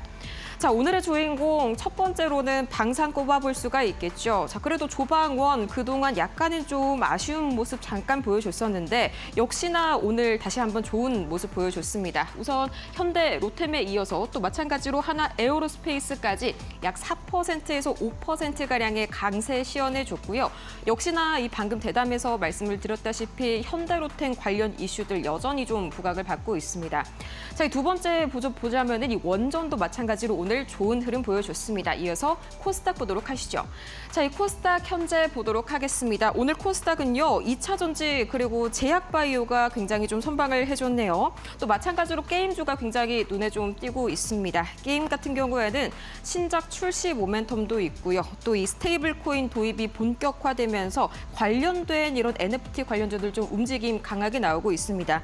제 눈에는 이 미투원이 오늘 상한가를 간 게 굉장히 좀 강하게 수급 포착이 되더라고요. 이 부분 앞으로도 추가적인 상승 나올지 추가적으로 체크를 해보시면 좋을 것 같고요. 자, 그렇다면 이 지수 과연 어떻게 마감을 했을지 지수 흐름 바로 보도록 하겠습니다. 자, 이 지수 흐름입니다. 자, 지금 이 시각 이 코스피 현재 2,916선 막 바로 이렇게 지나가고 있고요. 자, 이렇게 보시면 코스닥은 790선을 현재 약간은 좀 하회를 하고 있습니다. 자, 그래도 0.3% 그리고 0.41%, 니케이가 약 0.5%의 약세 시현했고요. 대만 각권도요. 장 초반은 1%대 강세 보이다가 이내 하락폭을 넓혔습니다. 그거에 비하면 상당히 선방한 양대지수. 그리고 코스피 선물도요. 0.12%, 마찬가지로 장 초반 대비해서는 약간의 그 상승폭이 줄어든 모습이지만 여전히 견조합니다. 자, 그렇다면 이어서 수급 상황은 어떻게 될까요? 가장 먼저 코스피 보도록 하시죠. 자, 그래도 외국인이 오늘 매물 담아내 줬습니다. 개인과 기관은 이렇게 함께 매물 팔아내고 있고요. 오늘은 좀 기관 안에서의 연기금의 그런 매수력이 돋보였습니다. 자, 이어서 코스닥 보도록 하시죠. 자, 오늘 코스닥 매매 동향 외국인이 단 하루 만에 순 매도세로 전환을 했습니다. 조금 아쉬웠는데요. 이 연기금이 다행히도 5거래일 연속 이 매수세를 순 매수를 확대해가고 있는 그런 모습이 포착이 됐고요. 이 때문에 기관은 이 매도폭을 조금 줄인 모습이 완성이 됐습니다. 자, 그렇다면 시가총액 상위 종목 과연 어떻게 흘러갔을까요? 가장 먼저 유가증권 시장 1위부터 5위까지 보도록 하시죠.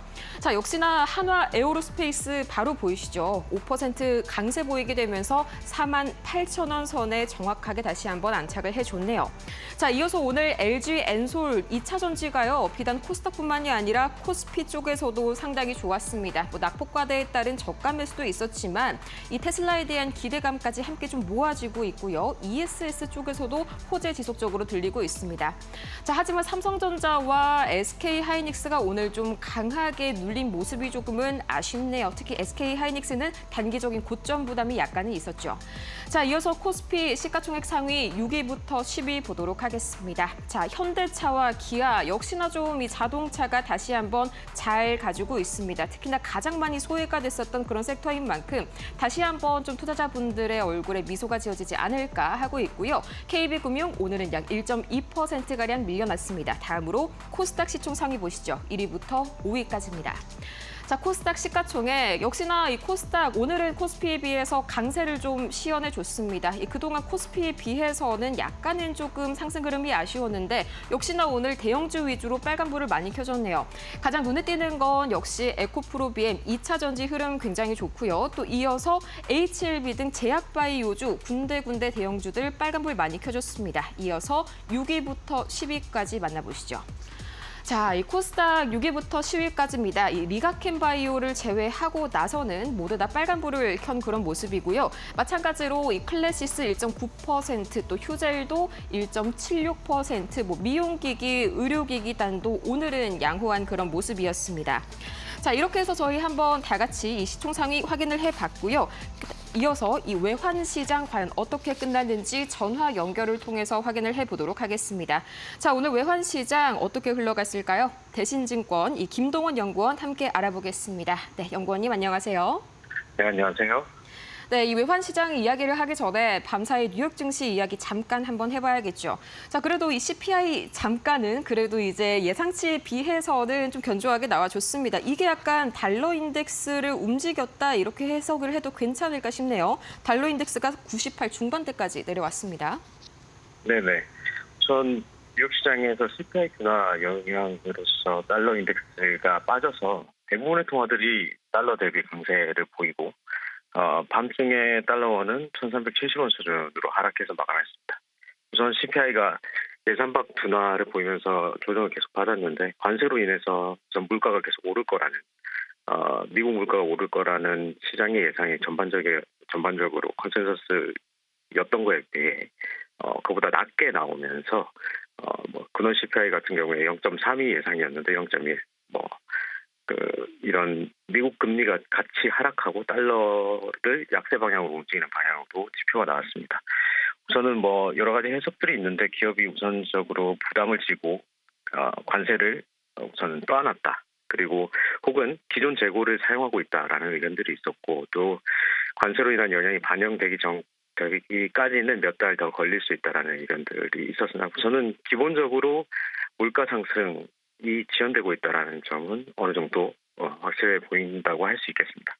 또한 미중 무역 협상 쪽에서는 저는 대중관세 55% 정도로 합의가 되는 것으로 얘기가 되고 있고 이대로 승인이 된다면 관세 전쟁의 큰 축 중국 쪽이 해결된다는 점에서 위원 선호 쪽에서는 우호적일 것으로 보이나 55% 자체가 낮은 세율이 아니라서 물가 측면에서는 부담이 되고 그러면 금리 쪽으로 미국 금리를 낮추는 데 좀 부담이 있을 수 있기 때문에 달러 자체에는 복합적인 영향이라고 할 수 있겠습니다. 또 하나 전일 나왔던 뉴스 중에 주요한 뉴스 중에 하나는 국민연금이 전략적 환해지를 마무리한다는 뉴스가 나왔는데 이게 현재 국민연금의 해외 자산 규모를 생각했을 때 300억 달러 정도 가량이 해지되어 있는 것으로 보이니까 이거를 이제 나중에 어나인딩 하거나 아니면 상환할 경우에는 시장의 환율 상승 쪽 압력으로 작용할 수 있는 수급적인 영향을 보일 수 있다고 생각할 수 있습니다. 우선 오늘 아시아장에서는 우선 1,360원 하락 돌파 시도가 있었고요. 우선 거의 15원에서 20원 정도 강한 하락세를 보였습니다. 1,355원 정도까지 저점을 형성했고 전 CPI 반영하고 주식시장 외인 유입 같은 것들이 최근에 이틀 동안의 달러 원 환율의 반등을 바로 되돌려서 오늘 종가는 1,358원 50전에 마감했습니다. 네, 간밤에 제가 이제 뉴욕 증시 한 오전 5시쯤에 이제 진행을 방송을 했었을 때는 1,370원까지 좀 압력이 굉장히 높은 상태였습니다. 이 장중 동안에 많이 좀 가라앉았는데 거기에 이어서 이 내일 전망이 굉장히 궁금해지네요. 우선 달러 약세 여전히 이어지겠죠? 네, 우선 CPI 결국에는 달러 약세의 가장 큰 경제 지표로서의 중요성을 생각했을 때는 CPI 물가 그리고 고용 난판 페이롤 이 중요한 지표 두 개를 지금 넘었다고 할 수 있거든요. 오늘 밤 또 미국채 입찰이 조금 있고 있으나 전일에도 역시 있었던 미국채 입찰에서 수요가 강했고 결국에는 미국 금리 자체도 그렇게 상승세를 보일 수 없는 계속 빠지는 쪽으로 볼 것으로 예상이 되고 그런 부분에서 달러 약세 쪽으로 좀 더 우세해 보입니다. 다만 관세율 55% 결국에는 그 이전에 150% 근처까지 가는 관세율이 낮아지는 부분에서는 우호적이지만 55% 자체가 낮은 건 아니거든요. 그래서 미국 인플레이션에 얼마만큼 영향을 미치는지, 나중에 미칠 수 있는지 이런 부분, 그리고 우리나라와의 협상에서도 우선 중국이 55% 정도의 관세를 줬으니까 우리에게도 불리한 결과로 나타날 수 있다는 점, 이런 부분들이 사실은 강하게 달러 약세 쪽으로 스탠스를 잡기에는 약간 걸리는 부분이 있습니다. 우선은 하락 우호적인 스탠스로 1,300원 초반대까지는 내려가는 쪽으로 우선 기대를 해봐야 될 것 같고요. 우선 중요한 지표 두 개를 넘었으니 이제 그 하락 추세를 이어가는 쪽으로 생각하는 게 맞는 것 같습니다. 네. 네, 여전히 하락 우호적인 스탠스가 유효하다. 이렇게 내일 전략까지 잘 채워보시면 좋을 것 같습니다. 저희는 이렇게 연구원님 오늘 말씀 여기까지 들어보도록 하겠습니다. 고맙습니다. 감사합니다. 네, 오늘은 장 막판에 외국인이 폭풍 순매수에 나서주면서 7거래일 연속 외국인이 차자세로 마감 지었습니다. 코스피 2,920포인트에서 문을 닫았습니다. 내일장 전망 계속해 봐야겠죠. 대표님, 내일 시장 어떤 포인트 잡고 가실 겁니까? 네, 오늘 장 외국인이 방금 얘기하셨던 대로 이제 장 막판에 한 5,500억 이상 지금 순매수가 들어왔습니다. 그러니까 선물 옵션 만기에 따른 이제 결제 청산과 관련된 그런 이제 매수세다라고 보시면 될 것 같고요. 장 기간 동안에 본다라고 하게 되면 1,500억 순매도를 보였기 때문에 과연 이제 그동안 지수가 많이 올라오면서 차익 매물에 대한 그런 이제 욕구들이 커지고 있는 거 아닌가 싶습니다. 그렇기 때문에 내일 본다라고 하게 되면 외국인의 매매 패턴이 좀 중요하지 않을까라는 생각이 들고 있고요. 외국인들의 이제 매도세가 이어진다라고 하게 되면 지수 상승은 좀 더딜 가능성이 있어 보인다라고 보여집니다. 다만 이제 신정부 출범에 따른 정책 수혜주에 대한 순환매는 오늘도 그랬지만 계속 좀 당분간은 좀 이어질 가능성은 있다라고 보여지고요. 다만 이제 개별적인 특징이 있는 그런 이제 종목 중심으로 이런 추가 상승세는 좀 더 이어질 가능성이 있어 보인다라고 생각을 하고 있습니다. 네, 좋습니다. 우리 손창현 팀장께서는 내일장 포인트 어떤 부분 보고 계십니까?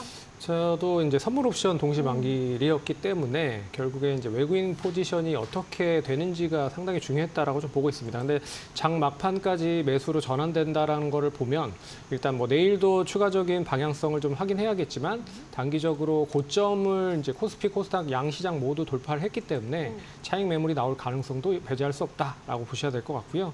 그리고 업종 주도주가 계속적으로 살아있는 상황입니다. 결국엔 코스피 기준으로 보면 이제 조방원이 여전히 강세 흐름을 보이고 있기 때문에 다른 정책 관련된 수혜주가 오늘 뭐 남북경협주로도 나오고 있는 모습이 나타났지만 그래도 계속 순환매적인 흐름으로 전개되고 있다는 거는 좀 긍정적이다라고 볼 수 있을 것 같고요.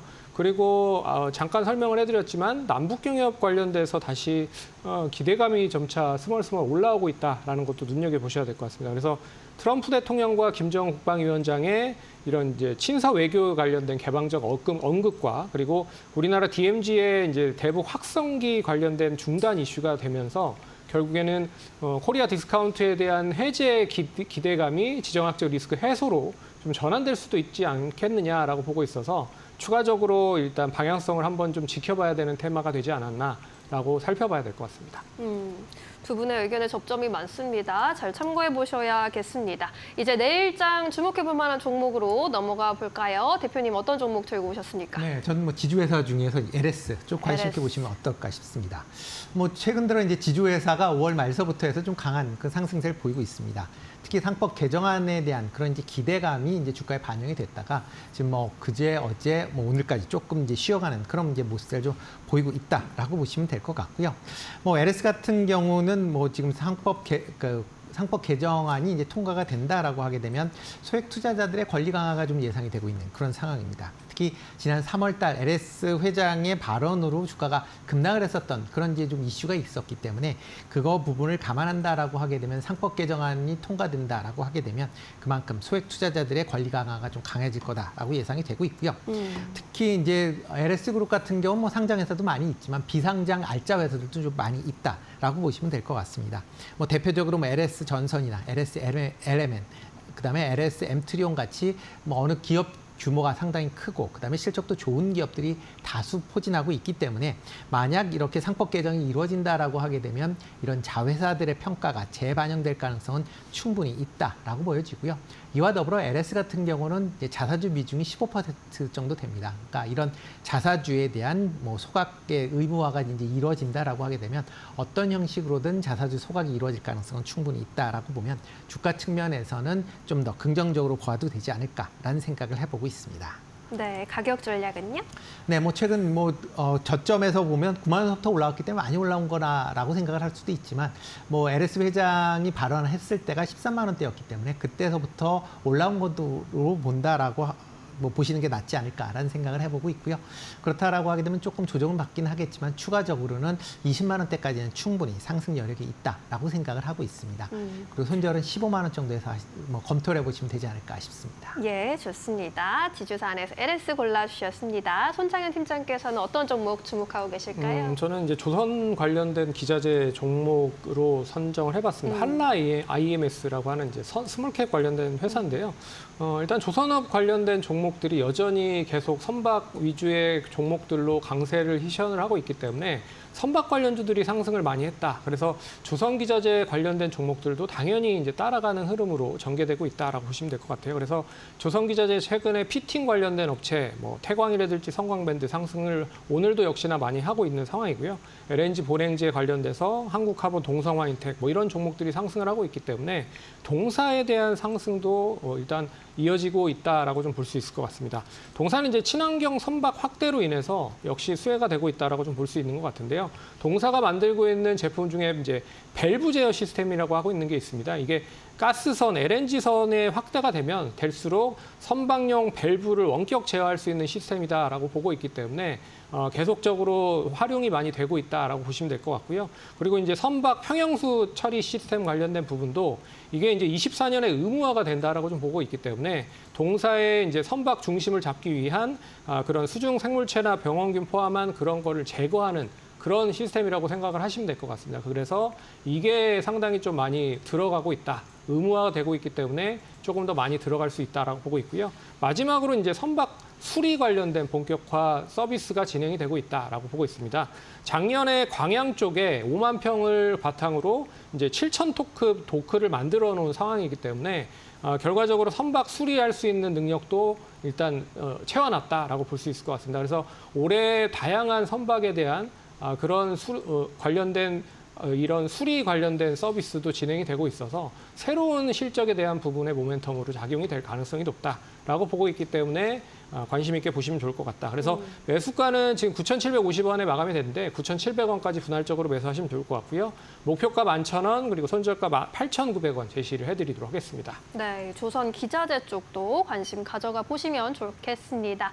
이제 내일장 한마디 듣고 이 시간 마무리해야겠네요. 대표님 어떤 메시지 주시겠습니까? 네, 뭐 일단 선물 옵션 만기가 지났기 때문에 뭐 일단 포트폴리오 한번 재점검하실 필요가 있지 않을까 싶습니다. 그동안 주가도 많이 올랐기 때문에 네. 그런 부분도 조금 뭐 되는 종목이 지금 가는 그런 장세이기 때문에 만약 수익률이 안 나오는 종목이었다라고 하게 되면 조금은 포트폴리오를 좀 변경해 보실 필요가 있지 않을까 싶습니다. 네, 재점검해보자. 팀장님께서는요? 저는 이제 나무보다 숲을 보자. 이제 짧게 매매하는 것보다는 수익을 추세적으로 극대화하는 게 중요할 것 같다라고 말씀드릴 수 있을 것 같아서 네. 뭐 단기적으로 고점은 시장에 올라오긴 했지만 종목별로는 추세적으로 충분히 대응할 수 있는 가치에 있는 흐름으로 전개될 가능성이 높지 않겠느냐라고 봐야 될 것 같습니다. 숲을 보는 게 중요한 시기다라고 조언해 주셨습니다. 두 분 의견 잘 얻어가 보시기 바라겠고요. 인사이트 가져가 보셨길 바라겠습니다. 자, 오늘 여기서 정리할게요. 고맙습니다.